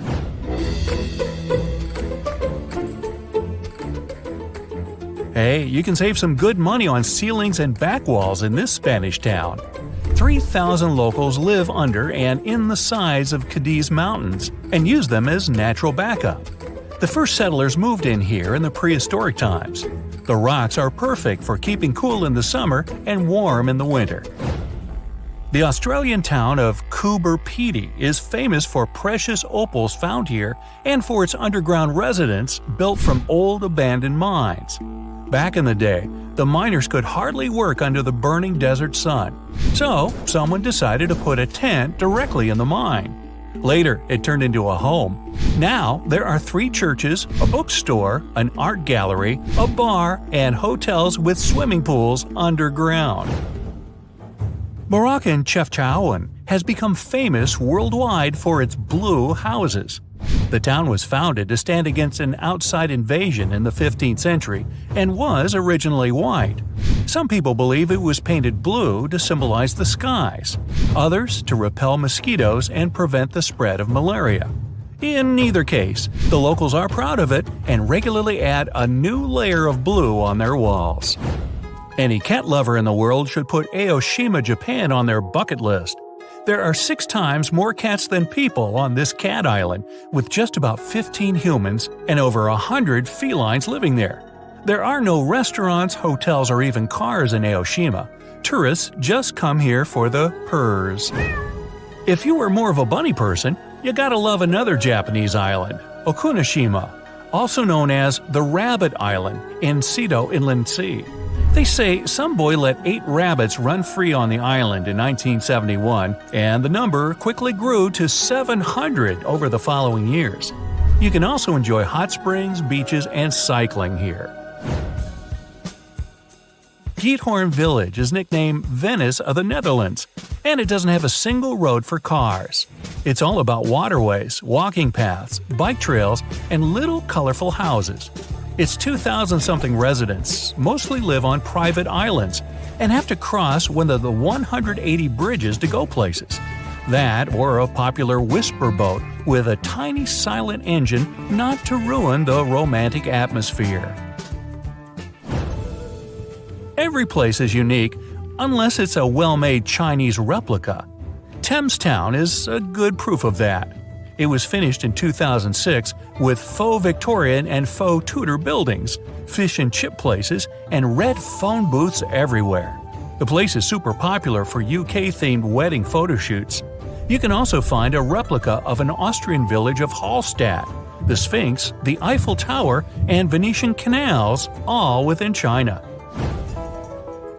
The entire town of Whittier, Alaska, lives under one roof of a 14-story building of a former military barracks.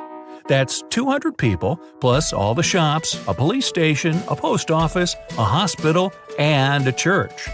The idea behind all this is to save money on heating in the always cold climate, and let the people have everything they need in one place. This way, they don't have to face the strong winds outside.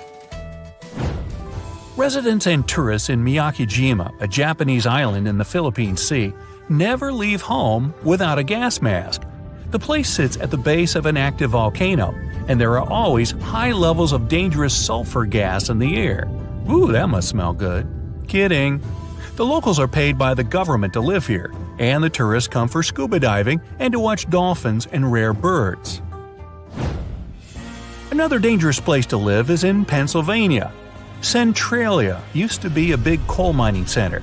Then somebody decided to do a landfill cleanup that led to a fire, and it's been burning for decades now. That and the sinkholes in the area turned the place into a ghost town with about 5 original brave residents left. The Italian village of Viganella was built right at the bottom of a deep valley and on the wrong side of the mountains.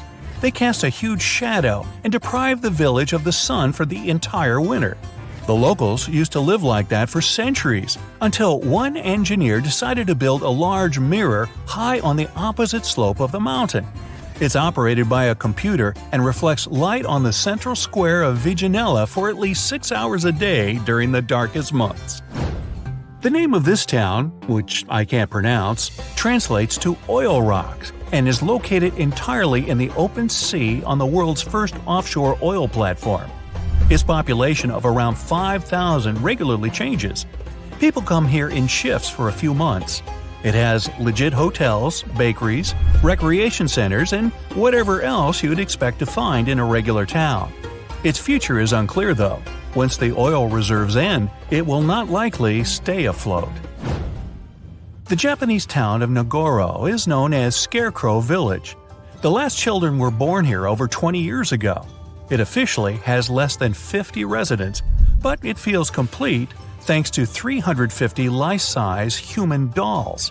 When a local lady came back here in 2000 to look after her aging father, she saw the empty streets, shops, and schools. To change that, she and her friends started making cute dolls to replace the residents. If you're looking for the most relaxed place in the world, you could try the villages in Florida. 2 important conditions to move here are: 1. There must be at least one person over 55 in your home, and 2. You have to leave behind any family members under 19. The most popular means of transport in the villages is a golf cart.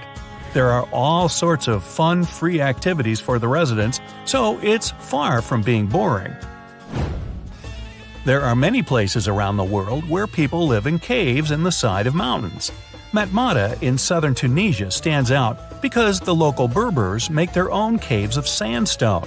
They've been digging large pits in the ground and then smaller caves for rooms inside for 1,000 years. Many locals still prefer this traditional housing option, even though there are more conventional houses on the surface. There's a village in India that gets more rainfall than any other place in the world. To adapt and survive somehow, the people of Mawsynram have learned to build natural living bridges that are made of rubber tree roots and don't rot as much as usual wooden structures. Those who work outside wear full-body umbrellas made of bamboo and banana leaves. No man shall ever find my tomb. That's what, according to rumors, Cleopatra once said. Rumor has it really wasn't about the gender. She wanted no living soul to disturb her, and I think she meant that no human would ever discover the location of her grave. But, surprisingly, it was indeed a woman who was closer than anyone before to finally discovering the Queen's resting place. Meet Kathleen Martinez Berry, a criminal lawyer turned archaeologist. She got so intrigued with Cleopatra's story that she packed her bags and went to Egypt with no official support and even no permission from the authorities. All she had was pure determination to find the Queen's tomb. Now, you could say Kathleen had always been ahead of the game. She skipped grades in school, mastered piano, chess, swimming, and martial arts, and grew up listening to top intellectuals debating in her home. And she even got her law degree at just 19, and archaeology was her side passion. She had never actually been to Egypt, never dug up a single artifact. But her fascination with Cleopatra went all the way back to an argument with her father in 1990. That day, she walked into his library looking for a copy of Antony and Cleopatra by Shakespeare. Her dad, Fausto Martinez, a professor and legal expert, casually called Cleopatra a seductress. Kathleen wasn't having it. She fired back, arguing that history had been totally unfair to Cleopatra. The Romans, she said, wanted to destroy her reputation, and for centuries, people had just believed their version of the story. The debate went on for hours, and in the end, her father admitted maybe he had judged Cleopatra too harshly. That conversation changed everything for Kathleen. From that day on, she read every ancient text she could find, especially Plutarch's account of Cleopatra and Mark Antony. The more she learned, the more convinced she became that Cleopatra wasn't just some queen who fell for the wrong guy. She was a genius, playing a dangerous political game to keep Egypt independent. And the more she read, the more she started thinking, what if everyone had been looking for Cleopatra's tomb in the wrong place? That thought stuck with her. When she was caring for her second child, she earned a master's in archaeology. Multitasking. That reignited an obsession that would take over her life, uncovering the truth about Cleopatra. Even though most experts believe that Cleopatra's tomb, along with the final resting place of 13 other Ptolemaic rulers, lies somewhere beneath modern-day Alexandria, Dr. Martinez has a different idea. She believes Cleopatra was buried at Taposiris Magna, an ancient temple dedicated to Osiris, the Egyptian deity of the afterlife. But she still needed an ancient foundation plate. These plates, about the size of a smartphone, were placed beneath important temple structures and often contained inscriptions explaining when and why the temple was built. If she could find a plate that confirmed the temple was dedicated to Isis, Cleopatra's patron deity, she'd have solid proof that this was the right place to look. Nothing could deter Martinez. She excavated the entire temple site, digging deeper than anyone before her. Her team found coins with Cleopatra's name and face stamped on them. It meant Cleopatra had a direct connection to this site. Then, they uncovered something even more interesting: a tunnel used to bring water to people, leading straight from the temple into the Mediterranean Sea. So, if parts of the temple had already sunken into the water, could Cleopatra's tomb be down there too? Martinez needed proof to convince Egyptian authorities to let her search underwater. And, against all odds, she found the missing foundation plate. On it, the pharaoh offered a large area of Nubia to deity Isis. That was it, the confirmation she needed. The temple was indeed dedicated to Isis, proving her theory wasn't just speculation. If one temple was on land, Martinez suspected the second temple, possibly Cleopatra's tomb, had collapsed into the sea. She needed help from experts in underwater archaeology, so she reached out to Robert Ballard, the guy who discovered the Titanic. With support from the Egyptian authorities, she and her team began exploring the waters off the coast of Alexandria. And what they found was mind-blowing. Underwater, they discovered massive stone structures, some standing 6 to 10 feet tall, right where the coastline would have been thousands of years ago. They also found basalt blocks, the same material used in the statues from the first temple. That meant one thing: those weren't just random rocks. They were the remains of a lost city, buried beneath the sea for centuries. Now, we can only wait and see whether Martinez and her team will be able to unravel one of the greatest mysteries of the past left by the outstanding woman that was Cleopatra. Here's some backstory. After her father, Ptolemy VII, passed away, Egypt's throne went to both Ptolemy VIII and Cleopatra, or so it seemed. Cleopatra, just 18 at the time, allegedly married her 10-year-old brother. Yeah, ancient royalty had some different customs, though there's no solid proof of that. But sibling love didn't last long.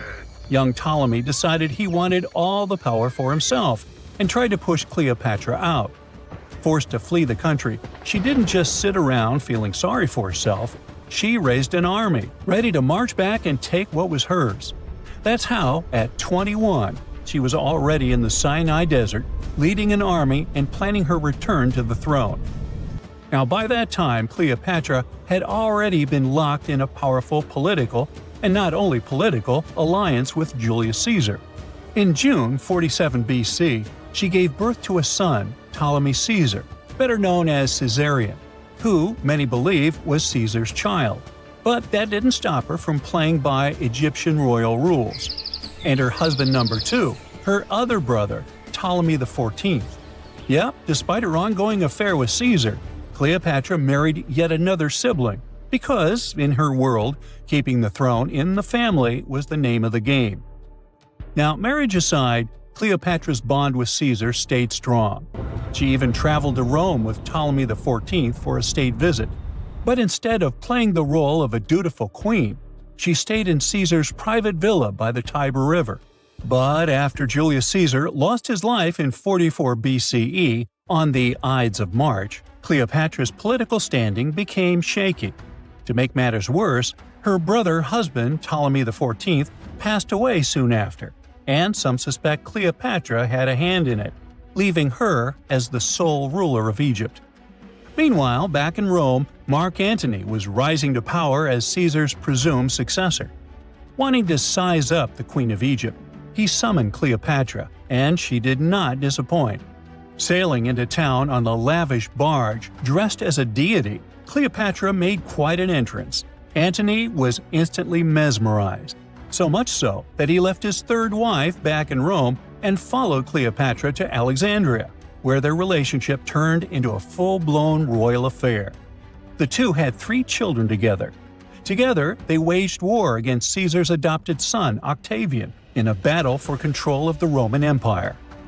The last time the queen was seen, she was in her mausoleum, dressed in full royal splendor, diadem on her head, lying on what Plutarch called a golden couch. When Antony and Cleopatra lost at Actium, Octavian's forces marched into Alexandria. Cleopatra apparently knew the end was near, so she locked herself inside her mausoleum, surrounded by gold, silver, pearls, and priceless art. Those were the treasures she threatened to burn rather than let the Romans take them. Antony, meanwhile, wasn't going to let the Romans capture him alive. He wounded himself with his own sword, But before he passed away, he was carried to Cleopatra's side. She held him as he took his last breath in her arms. A little over a week later, Cleopatra made her own choice. Rather than face humiliation as Octavia's prisoner, she ended her life. Legend says it was the bite of a deadly asp, though history isn't quite clear on that. At the time, Cleopatra was only 39. Sounds like a rather full life to me. For many years, we've been discussing things like flying cars, floating furniture, and even floating buildings. But what if I told you that the idea of anti-gravity isn't just some science fiction, but is a real and fascinating concept in physics, something that physicists are actually currently researching? So, what is anti-gravity, and when will we finally achieve it? Let's find out. Please, Mr. Music, give me some of that science fiction movie woo-woo music. Thanks. Imagine being able to fly to work or travel to other planets without feeling the effects of gravity. A world where you could levitate and make your household items defy the pull of gravity and float weightlessly in the air. Now you might think, I don't have to imagine. I know that astronauts live this way in Earth orbit. Duh. But it's not exactly the same. What astronauts experience in space is called zero or microgravity. It's a real phenomenon that we can actually experience. In zero gravity, objects are weightless and float because there's nothing pulling them down to the ground. However, anti-gravity is slightly different. It's not a lack of force, but a force in itself, a force that could counteract the force of gravity, essentially canceling it out. With this magical force, an object wouldn't be attracted to something massive like the Earth. It could actually repel it. This would allow objects to float freely in space or even move in the opposite direction of gravity.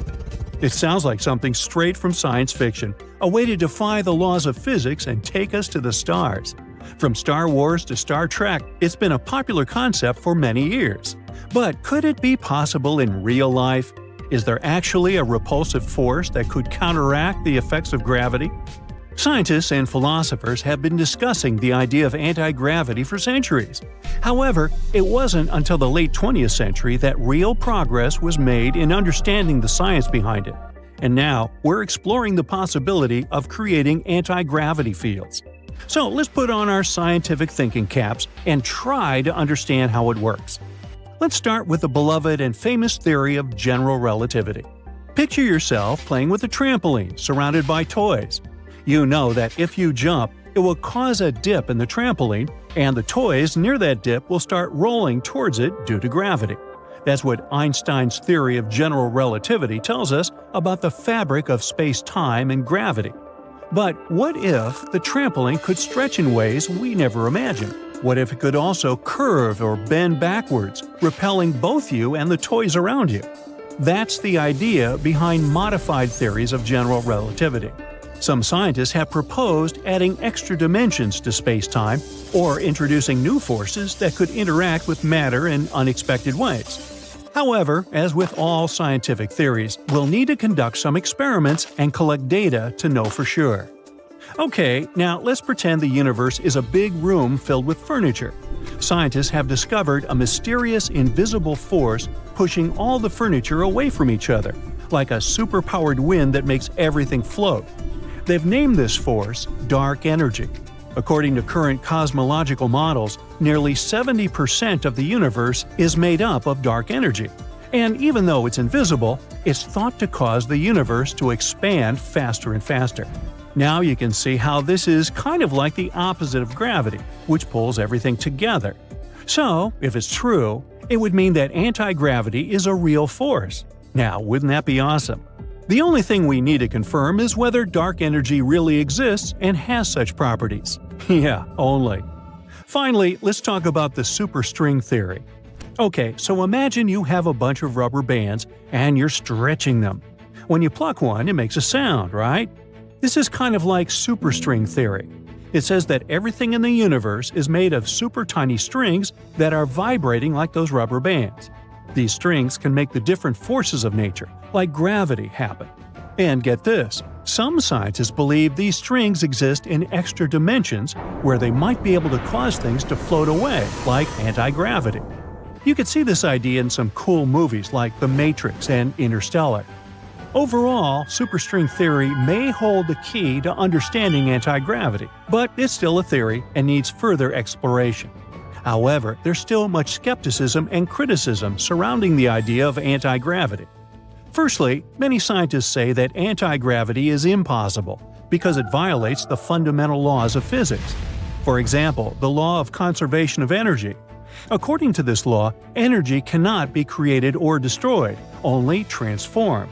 But anti-gravity would require energy to be created from nothing. So if anti-gravity is confirmed one day, it will pose a great mystery. Critics also say that there is no direct evidence for anti-gravity. Although we've made some attempts to explain it using things like dark energy, they don't provide any direct proof. This has caused a huge debate among scientists as well as those attending Star Trek conventions. So while these theories are super fun and intriguing, they lack experimental evidence. But despite this, the idea of anti-gravity continues to capture the imagination of scientists and the public alike. Many researchers continue to work on experiments that could help us better understand this mysterious force. Whether or not anti-gravity will ever be confirmed, the journey is certainly fascinating. And if we one day confirm its existence, it'll certainly be worth it. The possibilities for technological advancements would be truly exciting. Here are a few things that could become a reality thanks to anti-gravity. First, space travel. Imagine being able to travel to the farthest reaches of the universe without the limitations of fuel or resources. This is one of the most exciting benefits of anti-gravity technology. It would allow us to explore space like never before. We could create things like anti-gravity propulsion systems or sustained fields, leading to new discoveries and opportunities for exploration. Second, energy production. We could use anti-gravity to generate energy in a new and revolutionary way. For example, if we could create a containment field that could sustain an anti-gravity state, we might be able to harness the energy of Earth's rotation. Wouldn't that be awesome? Thirdly, new materials and inventions. Thanks to anti-gravity, we could develop new materials that are lighter and stronger than anything we have today. This could have an enormous impact on many industries, from construction to transportation to aerospace. It would also allow us to use space in ways that were previously impossible. For example, we could create space elevators, similar to those in Charlie and the Chocolate Factory. Wouldn't it be cool to travel in a glass elevator instead of a plane or rocket?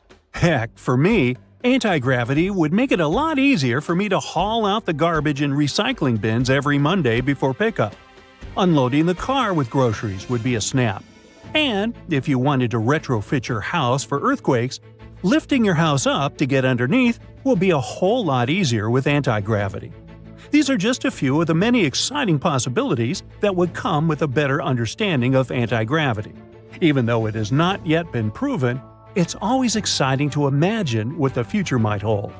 Overall, anti-gravity technology has the potential to change our world in profound and exciting ways.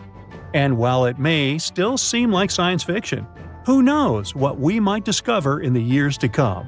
And so, wait for it, that's the gravity of the situation. Have you heard of Göbekli Tepe?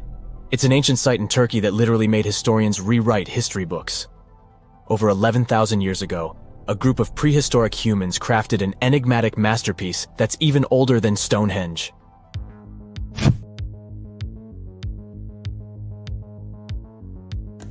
Before its discovery, archaeologists believed that people didn't know about iron and weren't good at making pottery. They were sure that settled life only emerged with the need for agriculture. But Göbekli Tepe changed this belief.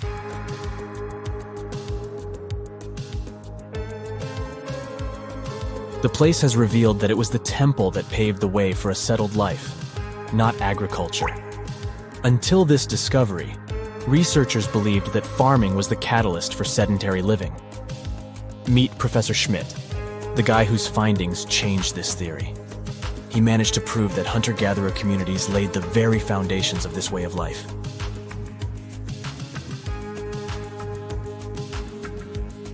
Back in the 1960s, other archaeologists visited the area, but they totally missed the mark. While surveying the region, they stumbled upon a hill with scattered limestone slabs and concluded it was just an old burial ground from medieval times. Little did they know that there was so much more to uncover.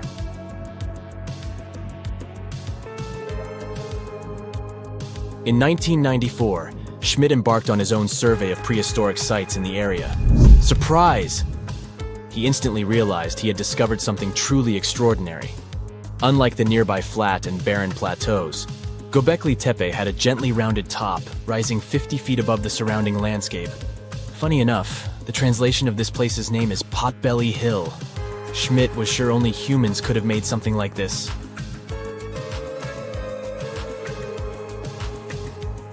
Those broken limestone pieces that were mistaken for gravestones turned out to be way more exciting. It was like stumbling upon a hidden treasure. The pieces took on a whole new meaning, and Schmidt with his team was about to dive into the secrets waiting beneath the surface. To their surprise, they found no traces of a settlement. No hearths for cooking, no houses, and none of those adorable clay figurines commonly found in nearby sites of similar age. However, they uncovered that those ancient people used tools like stone hammers. So, Schmidt and his team put their heads together and took a wild guess at the age of Göbekli Tepe's stone structures. Their estimation got backed up by some limited carbon dating done right at the site. The ancient vibes of this place were finally starting to make sense. It was like a puzzle slowly coming together.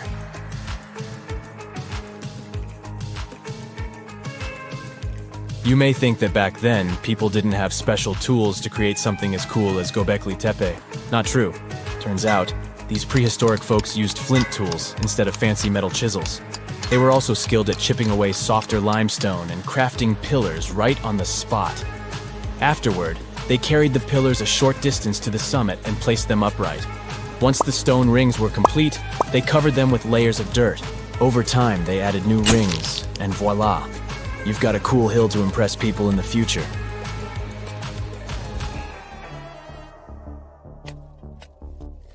During their first year of excavation, the team went through 15,000 pieces of animal bones from wild creatures.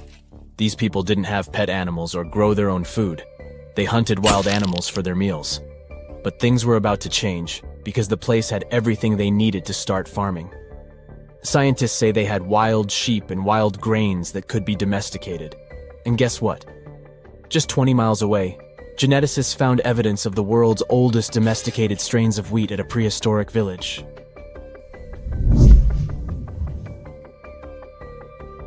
These amazing findings have completely changed how we view civilization. In the past, experts believed that people needed to learn how to farm and settle in one place before they could build temples and develop complex societies. But guess what? Schmidt's research flips that idea on its head.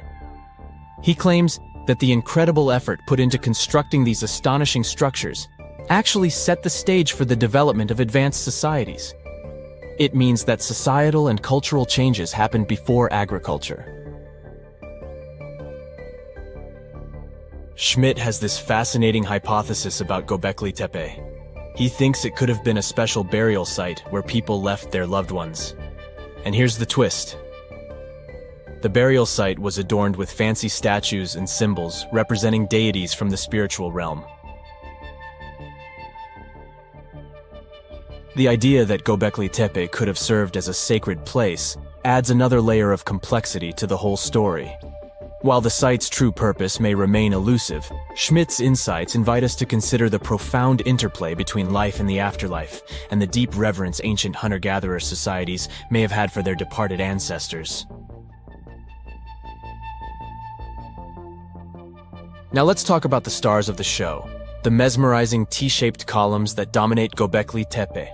These mysterious structures range from 10 to 20 feet tall and most likely represent stylized human figures. But one figure stands out from the rest, the three-dimensional lion relief. This depiction really fires up our imagination.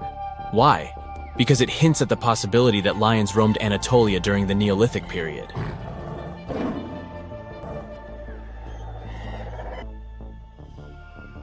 These standing stones are arranged in circles and placed in rectangular pits.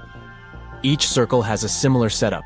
Two big T-shaped pillars in the center, surrounded by slightly smaller ones facing inward. Talk about a stylish arrangement. These towering pillars reach a whopping 16 feet and weigh between 7 and 10 tons. Some pillars are plain and simple, while others are like works of art with intricate carvings. Foxes, scorpions, and vultures come to life, crawling and twisting on the pillars' sides. But it's not just animals depicted on these stones.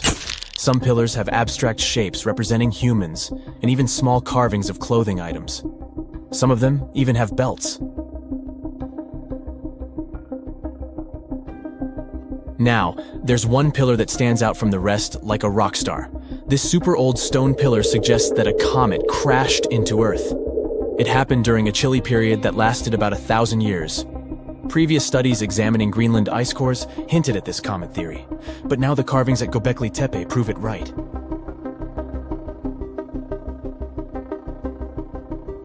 The carvings on the pillars are like a historical comic strip. They even show a headless human figure. Researchers fed the images into a computer and discovered their connections to constellations, indicating that this temple might have been an ancient observatory.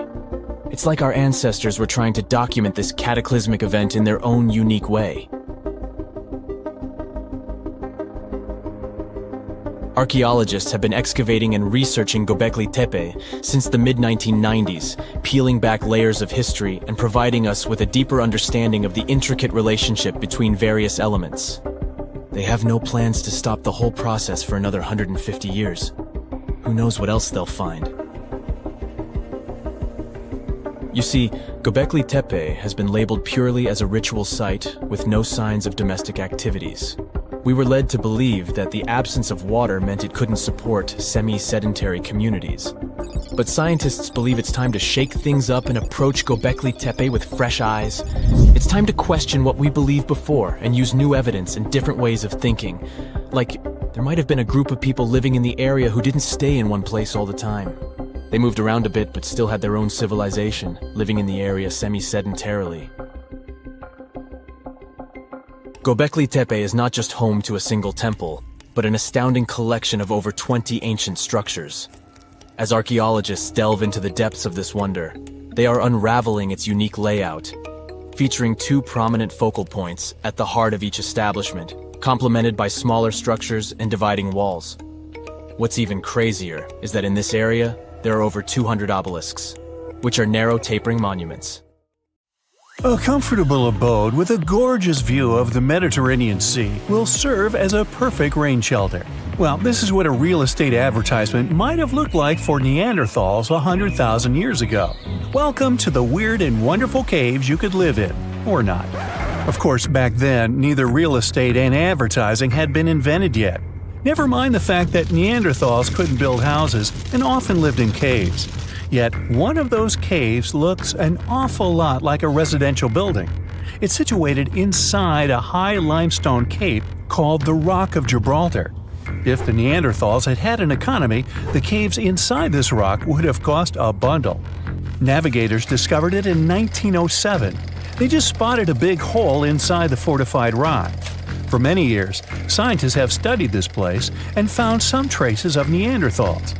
They discovered ancient tools in the cave and bones of old animals. But the coolest thing was, they found 4 caves inside the rock. It was like a residential complex. Neanderthals lived alongside neighbors and helped each other hunt and fish. They created feather decorations and painted abstract drawings on the walls. Imagine our ancient predecessors hanging out in these caves 100,000 years ago. And now, scientists hang out there and study the primeval past of Neanderthals in detail. At the end of 2021, archaeologists uncovered a gap inside one of the caves leading to an unknown tunnel. They crawled through this hole and opened a new space under the cave roof. This place has been closed off from the outside world for over 40,000 years. And it seems it was one of the most prestigious apartments in the entire mountain complex. It has high ceilings with ancient stalactites. The ruined stone curtains divided the apartment into several rooms. Scientists also found the remains of ancient animals and scratches on the walls. It seems that Neanderthals had never lived here, but they used to visit this place. Archaeologists found the shell of a sea snail called dog whelk. One of the Neanderthals brought it here for some reason, but the primary owners of this place were hyenas. These caves show that Neanderthals were closer to humans than to monkeys. They had a way of life and even some customs. There's still a lot of work ahead, and scientists hope to find new rooms inside this rock. Meanwhile, in 2003, archaeologists discovered another early dwelling on the Isle of Flores in Indonesia. Among the green jungle, they found a cave with ancient tools. At first, everyone thought the human ancestors lived here, but then scientists discovered an unusual skeleton of an adult. A thorough analysis showed the skeleton belonged to a 30-year-old woman, 3.5 feet tall, just above the waist of an average adult. The woman's weight was equal to the weight of an adult shepherd. The skeleton didn't belong to Neanderthals or Australopithecines. It was a new unknown species, which scientists called Homo floresiensis, or simply the Hobbit. Also, there were remains of unusual ancient animals in the cave. It was an elephant the size of a cow, some large storks, and giant rats. Archaeologists have found out that hobbits were not the owners of this place. The main inhabitants were the rats the size of a cat. Maybe they were fighting the hobbits. Some analysis shows that Homo floresiensis wasn't our direct ancestor. They were in a separate branch of evolution. The hobbit skeleton looks more like that of a monkey than of modern humans. In 2009, in the dense jungle of Vietnam, archaeologists discovered Son Don, the largest cave in the world. If you go inside the cave and shout, you'll hear your echo a long time.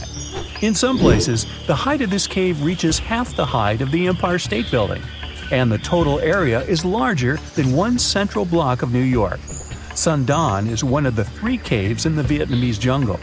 Many intricate mazes connect these caves. Inside, you can find unique plants and trees that live separately from the outside world. It's a real underground jungle. In some places, you can find collapsed ceilings that let the sunlight in. Besides unusual trees and plants, ancient stalactites hang there. Some limestone deposits are more than 450 million years old. They were here even before dinosaurs appeared. There are also many rivers in the cave. Rainwater coming down from holes in the ceiling has formed them. Fast streams resemble slides in a water park. They lead to unknown underground labyrinths. Scientists have studied only a small part of all these caves. The next unusual cave is in New Zealand.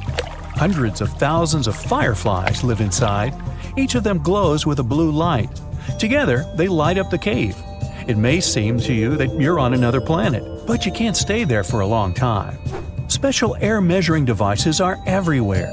Scientists monitor the level of carbon dioxide necessary for the normal existence of fireflies. These insects are sensitive to the environment. If there are many people in the cave, or they stay there too long, the park staff will ask them to leave the place. It's like you're literally stealing oxygen from the fireflies. We've seen some pretty amazing caves so far, but how about a scary one? We're going to the desert of Yemen's Al-Mara province. What we're looking for is not a cave, it's just a black hole in the ground, right in the middle of the desert. It's big, the size of a basketball court. It's not its size that could scare you, but what's inside. Scientists are still not sure what it is. From the depths of this black abyss, a disgusting smell of rotten eggs constantly comes out, and sometimes you can hear some strange, frightening sounds. The blackness of the giant hole in Yemen absorbs all the sun's rays, so you won't see what's there even with a powerful flashlight. People flew over this place by helicopter. They filmed using drones and the most powerful lenses, but they didn't catch anything except darkness. It looks like a big ink spot in the middle of golden sand. The locals are afraid to approach this place. They believe the cave leads to another dimension where evil creatures live.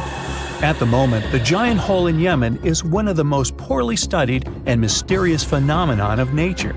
How did it appear? How old is it? Where does it lead? Scientists are trying to find the answers to these questions. There are theories that the hole appeared because of construction work. Geologists drilled the soil nearby in search of minerals. It could have caused fluctuations in the Earth's crust and collapsed the surface. But no one can prove this theory, yet. And now, imagine a place where sunlight has not penetrated for more than 5 million years. There's little oxygen, and it's cold and damp. Still, life is born in this place, not only microbes and bacteria, but also something bigger. The living conditions in this cave are very different from the usual ones, so in a sense, this cave is like another planet. It's the Movil Cave in the southeast of Romania, near the Black Sea. The entrance is a small hole in the ground. Inside, a tunnel leads deep below the surface. The levels of hydrogen sulfide and carbon dioxide are above normal inside the cave. The air here is half as much oxygen as on the surface. People can't be here without an oxygen mask, but other creatures living here can. The cave is home to 48 species of living organisms. 33 of them are unknown. Here you can meet some unusual insects, white snails and white spiders, millipedes with huge whiskers, transparent shrimp, and unique species of leeches. They all live here thanks to the little bacteria autotrophs. They absorb carbon dioxide and release food particles. Bacteria feed on it. Other larger organisms feed on these bacteria, and some bigger organisms eat those little ones. In the end, everyone gets food. In this cave, evolution has created a biological system separate from the rest of the world. Tunnels, metro, underground systems, and even secret passageways to the houses of the rich and famous. Why else do we need tunnels, you may wonder? To hide. Many cities have underground tunnels and even underground doppelgangers. Now let's make it clear. Those passages are normally not connected, contrary to the popular rumor claiming that it was possible to get from Scotland to Turkey using underground passageways built around 5,000 years ago. I mean, it sounds insane even today. Imagine building it back in the day. These tunnels have an official name, the Erdstall Tunnels, and they were most likely built in the Middle Ages. However, we still don't have the exact information about the date. The highest concentration of those tunnels are in Bavaria, Germany, but there are many of them in Great Britain and France too. Erdstall tunnels, a unique type of earthen passage found globally, are characterized by their narrow, oval-shaped corridors and tight choke points, known as schlups, or slip-outs. Despite speculation, their purpose remains a mystery. However, some of those tunnels have fireplaces and even vents, which might mean those were used primarily for shelter. Dating back to the Middle Ages, possibly as early as the 12th century, Erdstall tunnels lack archaeological signs and historical records, so it's not a surprise that there are many rumors about their use. Some scientists are sure those were storage spaces, though their narrowness makes this impractical. Another idea is that they provided hiding spots for farmers during tribal raids. However, their single entry point raises doubts about their effectiveness in evading threats. Now, if you're feeling like Indiana Jones and want to venture into those tunnels, you're in luck. A few structures, like the Erdstall Radkobluken in Austria, welcome visitors to explore these enigmatic structures. Most of them are closed to the public eye, though. The origins of Erdstall tunnels remain largely unknown, just like their real functions. And if you think, hey, it's the 21st century here, we can study pretty much everything, well, you're wrong. What makes these tunnels hard to study are the tight confines. Traditional surveying methods often prove inadequate in such spaces. To solve this problem, scientists use a handheld device that integrates an RGB camera, a gyroscope, and high-resolution depth sensors, allowing them to capture intricate details of the tunnels. They also use modern techniques like 3D surveying in hopes of uncovering the true origins and purposes of those tunnels. One hypothesis even suggests they may have been poorly conceived dwellings, abandoned when their inadequacies became apparent. Still, not everyone quite agrees with this idea. Other theories suggest they served spiritual purposes, while the most intriguing idea speculates that those tunnels may be remnants of extraterrestrial civilizations. Experts believe they may have been used for practical matters, such as granaries or hiding spots from looters. As we don't have exact info on who built it and when, it may be pretty much anyone, even a sloth. Nope, I'm not a lunatic. sloths can build giant tunnels. Check this out. In 2009, a farmer in southern Brazil was driving his tractor through a cornfield when it suddenly sank into the ground. He quickly discovered he had broken through the top of an underground tunnel. When researchers came to investigate, they found a tunnel around 6.5 feet high and the same 6.5 feet wide, extending about 50 feet long, right beneath the farmer's house. When they looked closer, they instantly saw deep claw marks on the walls. That was the proof the tunnel wasn't human-made. So that thing the farmer uncovered was a megafauna paleoburrow, a prehistoric tunnel dug by ancient creatures like giant ground sloths or giant armadillos from over 10,000 years ago. I know, it's hard to imagine those beasts, but let me help you. Take a hamster. Now, increase it to the size of an elephant. Don't forget, this 13-foot tall hamster could also walk on two legs. During their time, around 15 million to 10,000 years ago, many species of sloths and giant armadillos roamed the Americas, some even digging similar tunnels. Today, many of these tunnels are filled with sediment, though some remain clear, similar to the one the farmer discovered. This 2009 find sparked significant interest, leading to the discovery of over 1,500 paleoburrows across southern Brazil, making it the era with the highest concentration of such sites worldwide. But no one knows exactly why there are so many of them in southern Brazil. While some paleoburrows exist throughout South America, none have been found in North America, which is weird since those huge sloths roamed the entire continent. The exact purpose of these large tunnels remains a mystery, but scientists believe they may have served as nursing spaces, temperature regulation, or hibernation areas. Tunnels likely developed over centuries as successive generations of sloths and armadillos expanded them. Now, let's take a look at fugus. No, not the Japanese fatal delicacy, and no, not a town in New Guinea. To see them, we gotta travel to the UK. So fugus are underground structures too, but they don't look exactly like tunnels. They are dry stone structures. They look as if a cave had been decorated with stones from the inside.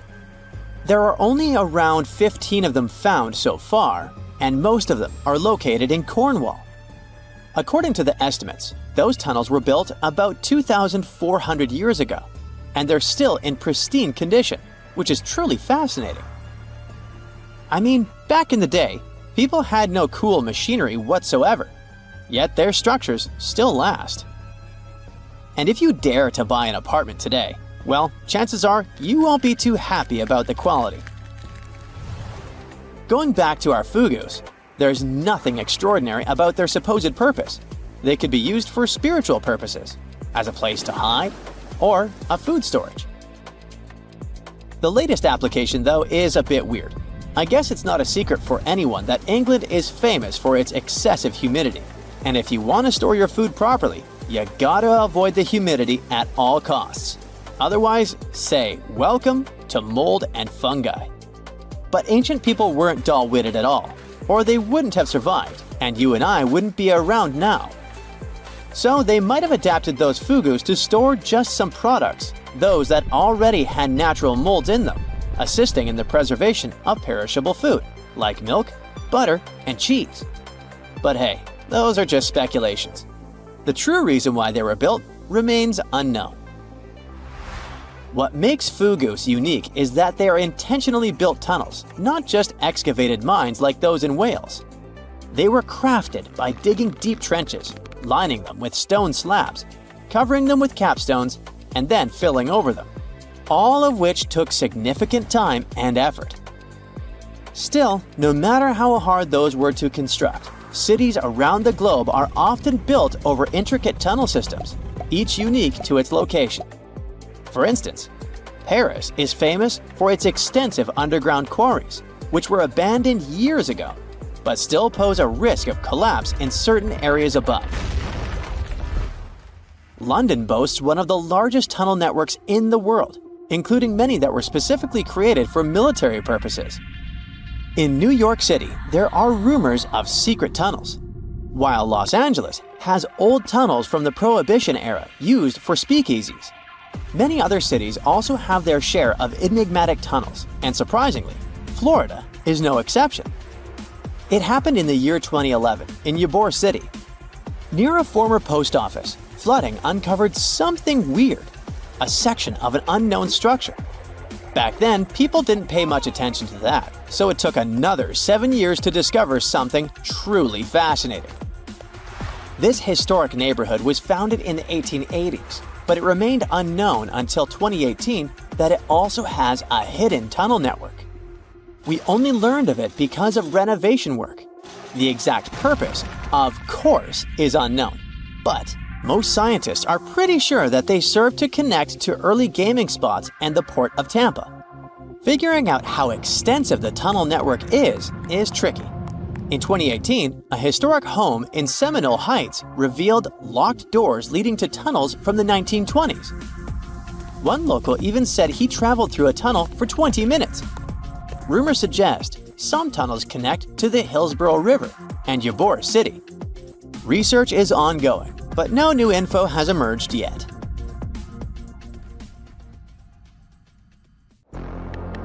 There are many myths around arguably the greatest structure ever built by humans, the Great Wall of China.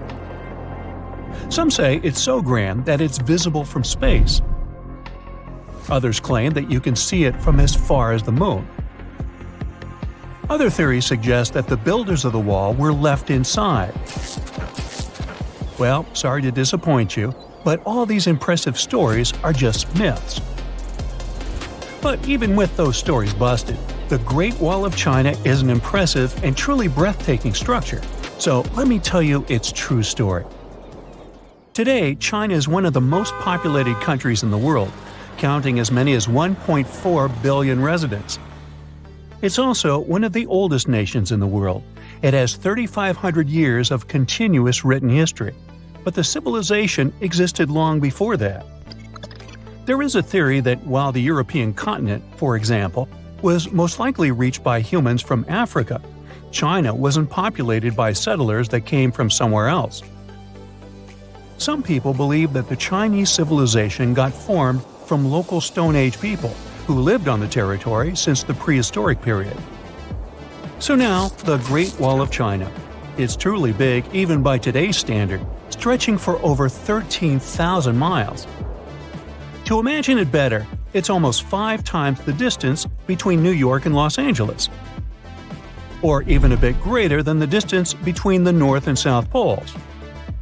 Even in modern times, people have never built anything close to this big. Of course, it didn't take a day to build the Great Wall of China. 2? Keep going. In fact, the wall was being built for centuries. Maybe you know that ancient cities had walls around them to protect themselves from invaders. Yes, Chinese cities had them too. The first Chinese emperor united the country in 220 BCE and got a brilliant but very ambitious idea to turn all city walls into one big wall that would defend the country's border against attacks from the north. A trusted general directed the construction, enrolling a big group of workers, soldiers, commoners, and convicts. Back then, the wall was built of rammed earth and wood. In some places that were strategically important, the sections of the wall overlapped to provide maximum security. The walls were around 26 feet high on average. But the Great Wall didn't yet look like the construction we know today. Every next emperor would pick up the big wall project, strengthening and extending it, repairing, but also modernizing construction techniques. Some used bricks to build it. Others moved on to granite and marble blocks. Watchtowers and platforms weren't there from the beginning as well. They were added by Ming emperors. The watchtowers made it possible to communicate with other parts of the wall through smoke and fire messages. So, the wall is quite inconsistent in terms of material, but it only adds more charm to the construction and shows how much effort and time it took. The reasons why some parts of the wall have been standing for centuries and are still in good condition is glutinous rice flour. Turns out, this sticky rice mortar is almost like cement. It's very strong and waterproof, sealing the bricks so tightly together that even sneaky weeds can't grow between them.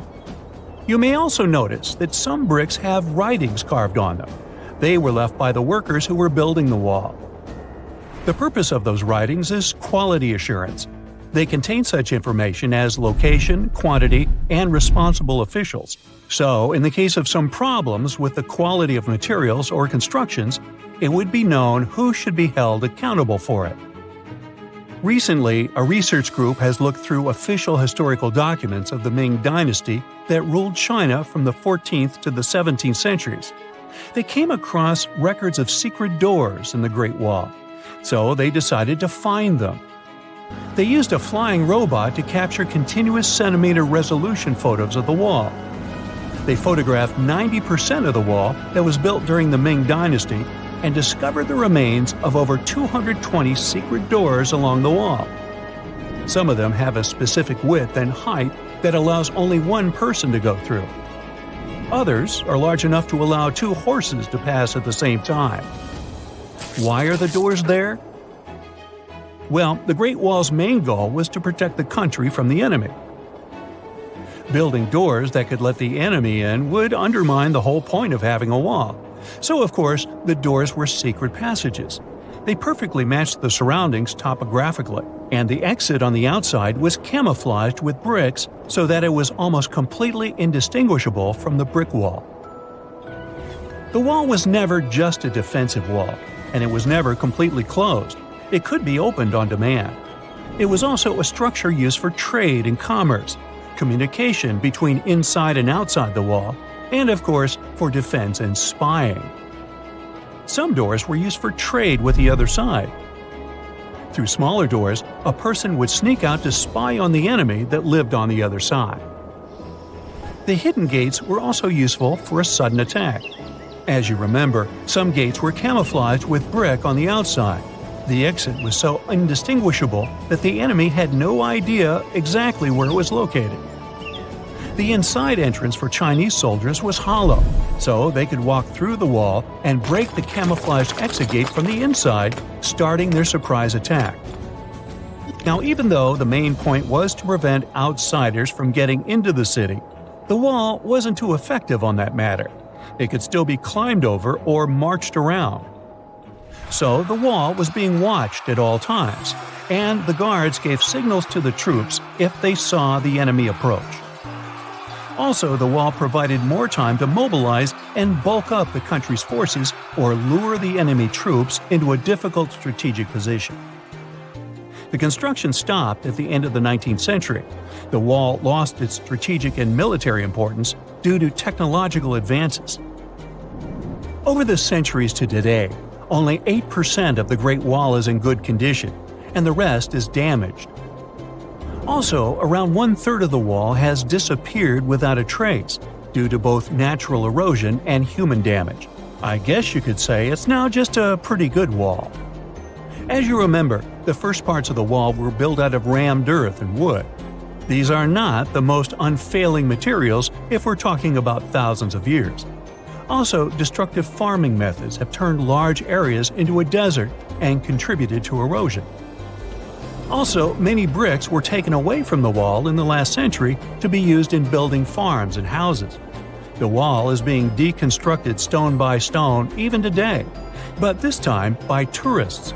Quite a few of them take a stone as a souvenir. That's a total of a lot of stones, considering that over 10 million tourists visit the Great Wall every year. Since 1987, the wall has been a UNESCO World Heritage Site, highlighting that it has an outstanding importance to humanity. The wall is one of China's 56 World Heritage Sites, second place among countries with landmarks protected by UNESCO. Who's first, you ask? Well, the top spot, with 58 World Heritage Sites, belongs to Italy. And do you know that the wall isn't only a famous tourist attraction, but also the location of the Great Wall Marathon? It's a marathon that was established in 1999 and is one of the most challenging ones in the world. You guessed right, people run along the wall, including all the steps. There are 3 distances, so that participants can run a full marathon that is 26 miles, a half marathon that's 13 miles, or just have a fun run of 5 miles. Look at these 2 identical diamonds. You won't see the difference with the unaided eye. Yet your credit card will surely notice it.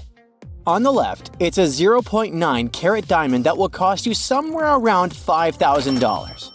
And on the right, you can see a 1 carat diamond with the price starting at $8,000. The difference is only about 0.02 grams, but the price changes a lot. And both of them are tiny, just around 6 millimeters in diameter. Yeah, a carat is not that much. It's a unit of mass that equals 200 milligrams. As for the biggest diamond ever found, it's 3,106 carats and weighs over 600 grams. An average orange weighs about 140 grams, so this diamond is like 4 oranges. It's called the Cullinan diamond, and it was found in South Africa in 1905. It got its name after the name of the mine it was found in. You can't see its full version these days as it was cut into several pieces. In total, it was divided into 9 larger stones and a whole bunch of smaller ones. In early 1905, the cutting of the Cullinan diamond was entrusted to diamond expert Joseph Asher, the head of the Asher Diamond Company in Amsterdam. A team consisting of 3 specialists dedicated 8 months to the task of transforming the large diamond into smaller gemstones, beginning their work in February that year. Initially, the monumental stone was divided into 7 pieces, which were further cut to create 9 large stones, each named Cullinan with a corresponding Roman numeral from 1 to 9. During the first attempt at cutting the Cullinan diamond, Joseph Asher broke the cleaving knife, which had taken 4 days to prepare, without causing any damage to the diamond. A new cleaving knife was then used for the second blow, resulting in the diamond being split into 2 pieces. The discovery of the largest gem-quality rough diamond sparked speculation and a sense of mystery, with some suggesting that the Cullinan diamond was merely a fragment of a much larger diamond. There were claims that 4 magnificent pieces had been broken off from a larger stone. Despite much discussion and speculation about the origin of the Cullinan diamond, no concrete evidence emerged to support these theories. But is the Cullinan diamond really the biggest diamond ever found? Well, the answer is yes and no at the same time. The thing is, until faceted, the diamond isn't as magnificent as you might think. So yes, it is indeed the biggest one, but nobody really could handle a 600-gram faceted diamond. Such a giant couldn't really adorn anything. The Golden Jubilee diamond, weighing around 545 carats, which is about 109 grams, is known as the largest cut and faceted diamond globally, surpassing the Cullinan diamond by 15.37 carats, or 3.07 grams. It was discovered in 1985 at the Premier Mine in South Africa, which is also the birthplace of many famous diamonds, like the original Cullinan. The Golden Jubilee diamond was originally referred to as the unnamed brown. The cutting and polishing of the diamond presented challenges due to its size, surface, deep cracks, and inclusions. De Beers utilized new cutting technologies for the project, which were later applied during the cutting of the Centenary diamond. After extensive work to reduce the diamond's weight, it was completed in 1990 in a fire rose cushion shape. The diamond was then brought to Thailand for exhibition and later purchased by Thai business people in 1995. It was given to King Bhumibol as a gift for his 50th anniversary on the throne and named the Golden Jubilee. The Golden Jubilee diamond is currently showcased in the Royal Museum at Phimmamak Golden Temple Throne Hall in Bangkok as part of the crown jewels. One day, nearly 18 years ago, a Filipino fisherman discovered a 2-foot-long pearl inside a giant clam in the waters near Palawan Island, the Philippines. He decided to keep it as a good luck charm, hiding it under his bed. Unfortunately, his home burned down, but miraculously, the 75-pound pearl survived.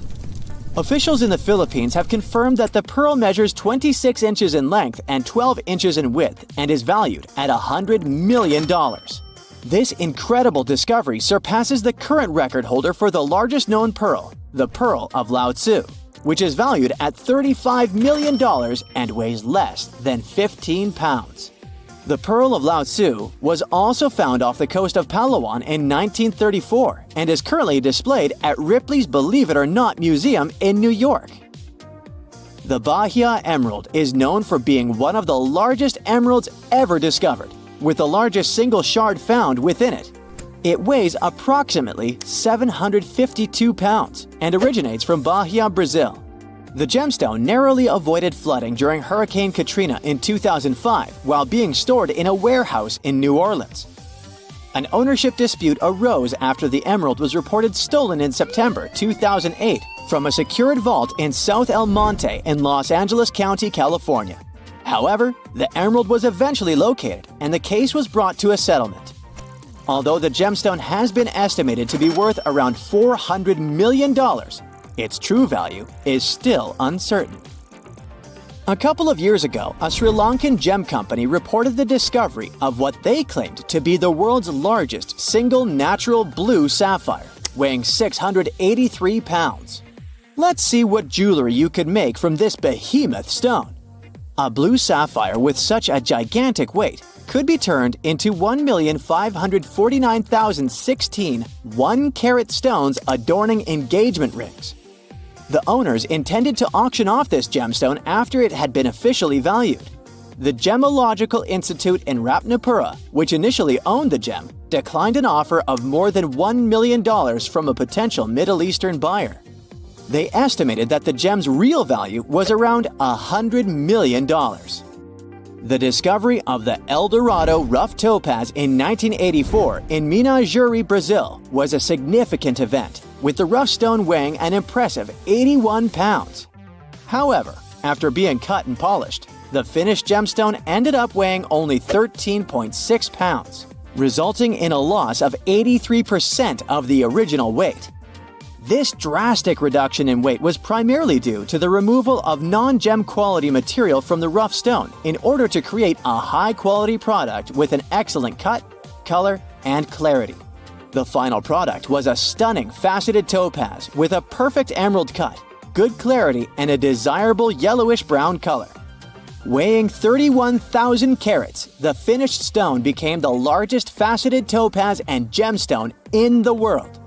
The name El Dorado has since been used metaphorically to describe a place where wealth can be quickly attained. Additionally, it's been associated with El Dorado County in California and various other towns and cities across the United States. The term has also come to symbolize something highly sought after, though it may be elusive or never found. A ruby weighing 55.22 carats was recently sold at auction for a record-breaking $34.8 million. Making it the largest and most expensive ruby to be sold this way. The gem was discovered in Mozambique and named Estrela de Fura, which means Star of Fura in Portuguese. Sotheby's, the auction house that handled the sale, described the ruby as extremely rare and significant in the world of gemstones. While diamonds typically dominate record gemstone sales, rubies are also highly prized for their rarity and value. The previous record for a ruby sold at auction was set by the Sunrise Ruby in 2015.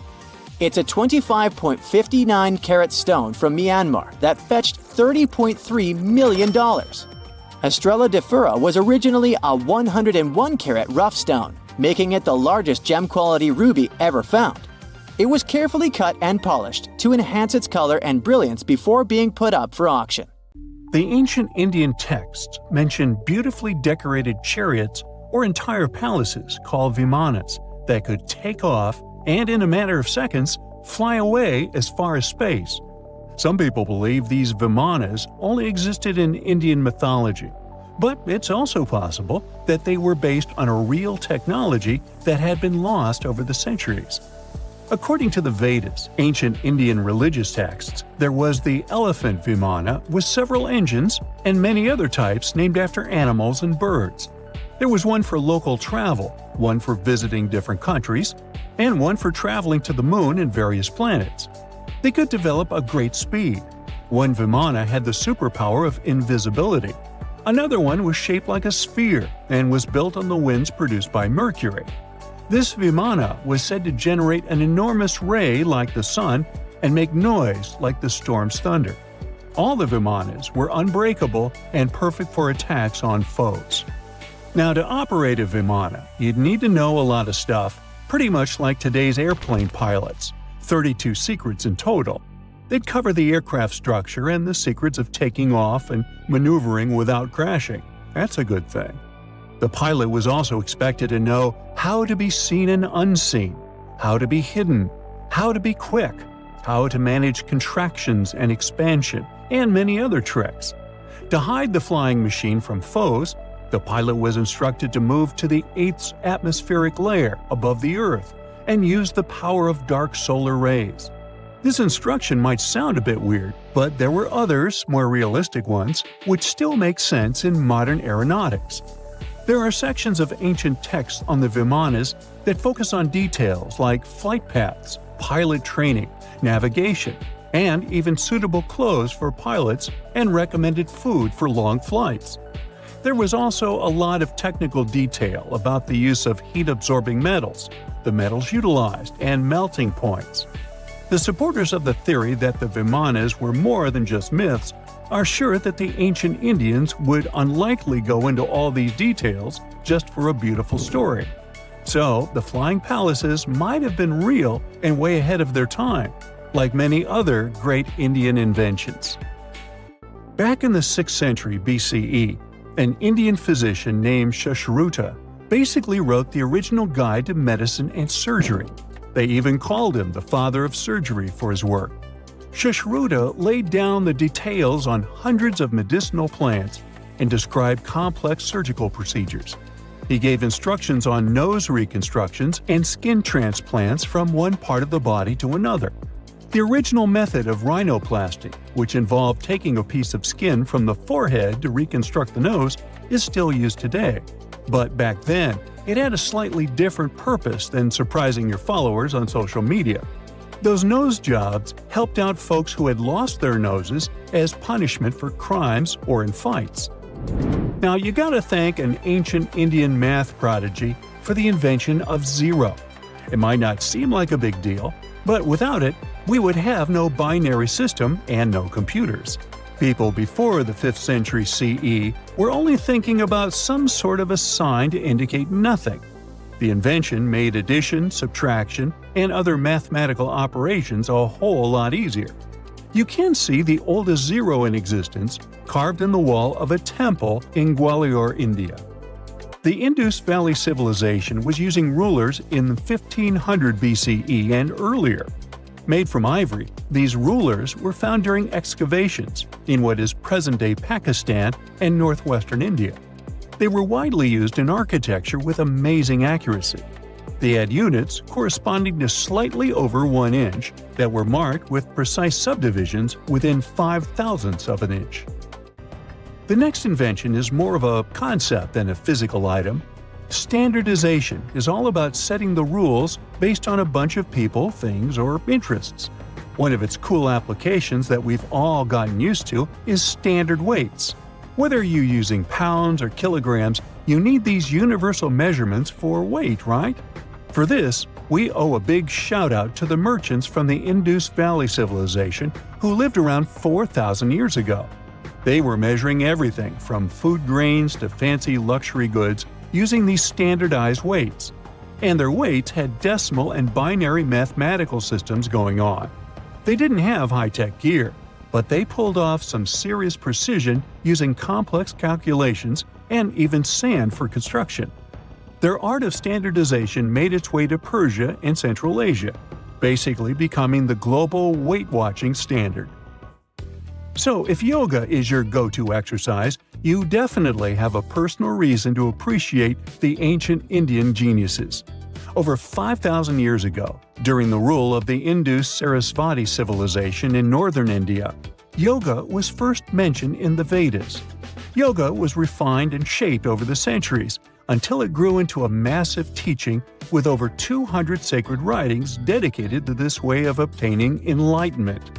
At the beginning of the current era, Yoga got a new trajectory thanks to a Hindu writer who laid down a system of yoga in his life-extending practice with poses that you are still doing on the mat today. Yoga has reached the Western world only in the 19th century, and it caught on like wildfire. Chess, the all-time top game for intellectuals, is also an Indian invention. Its ancestor was called Chaturanga, and it was a strategic board game that started gaining popularity around 3,000 years before the current era. This early Indian version of chess was played by 4 people, not 2, and had 64 squares. Each player had 8 pieces, ranging from pawns to kings, bishops to knights, and there was no standard 6-faced dice. They rolled with an oblong one. Players facing off were actually allies, forming 2 teams based on the direction they sat. Chess, that we know and love today, was first mentioned in ancient Indian literature in a legend. It said that the wife of a villain called Ravana had invented the game to amuse him. Now, the word shampoo comes from the Hindi word, which means to soothe or knead. The substance was invented in India in 1762 and was originally used for head massages, hence the name. The first shampoo was made of natural oils and herbs. British traders fell in love with the idea and brought it back with them to England. It took years for the original head massage oil to evolve into shampoo as we know it today, but it's still an Indian invention. Unlike the ancient Greeks, who wore animal skins, the Indians started cultivating cotton back in the 5th and 4th centuries before the current era. They used cotton threads to produce fabrics that soon became a huge hit in the Mediterranean and beyond. Jute and wool also have their origins in India. Cashmere, the finest and most exclusive type of wool, actually comes from the Kashmir region of India. Buttons that sit proudly on that cashmere cardigan of yours also have ancient Indian origins. Some 5,000 years ago, the Indus Valley civilization started cutting seashells into geometric shapes with tiny holes in them. First, they were just decorations, but then people started using them to fasten clothes. Now, when you think about radio communication pioneers, Marconi's name usually steals the spotlight. He got a Nobel Prize in Physics in 1909 for his groundbreaking radio work. But there's an unsung hero in the radio waves game, and his name is Sir Jagdish Chandra Bose. He spilled the beans on radio communication way back in 1895. He shot an electromagnetic wave across 75 feet at the town hall in Calcutta, and it went through walls, rang a bell, and even set off some gunpowder. Marconi took a page from Bose's book, using his invention, the Mercury Coherer, as a blueprint for his own two-way radio. Bose didn't patent his genius creation.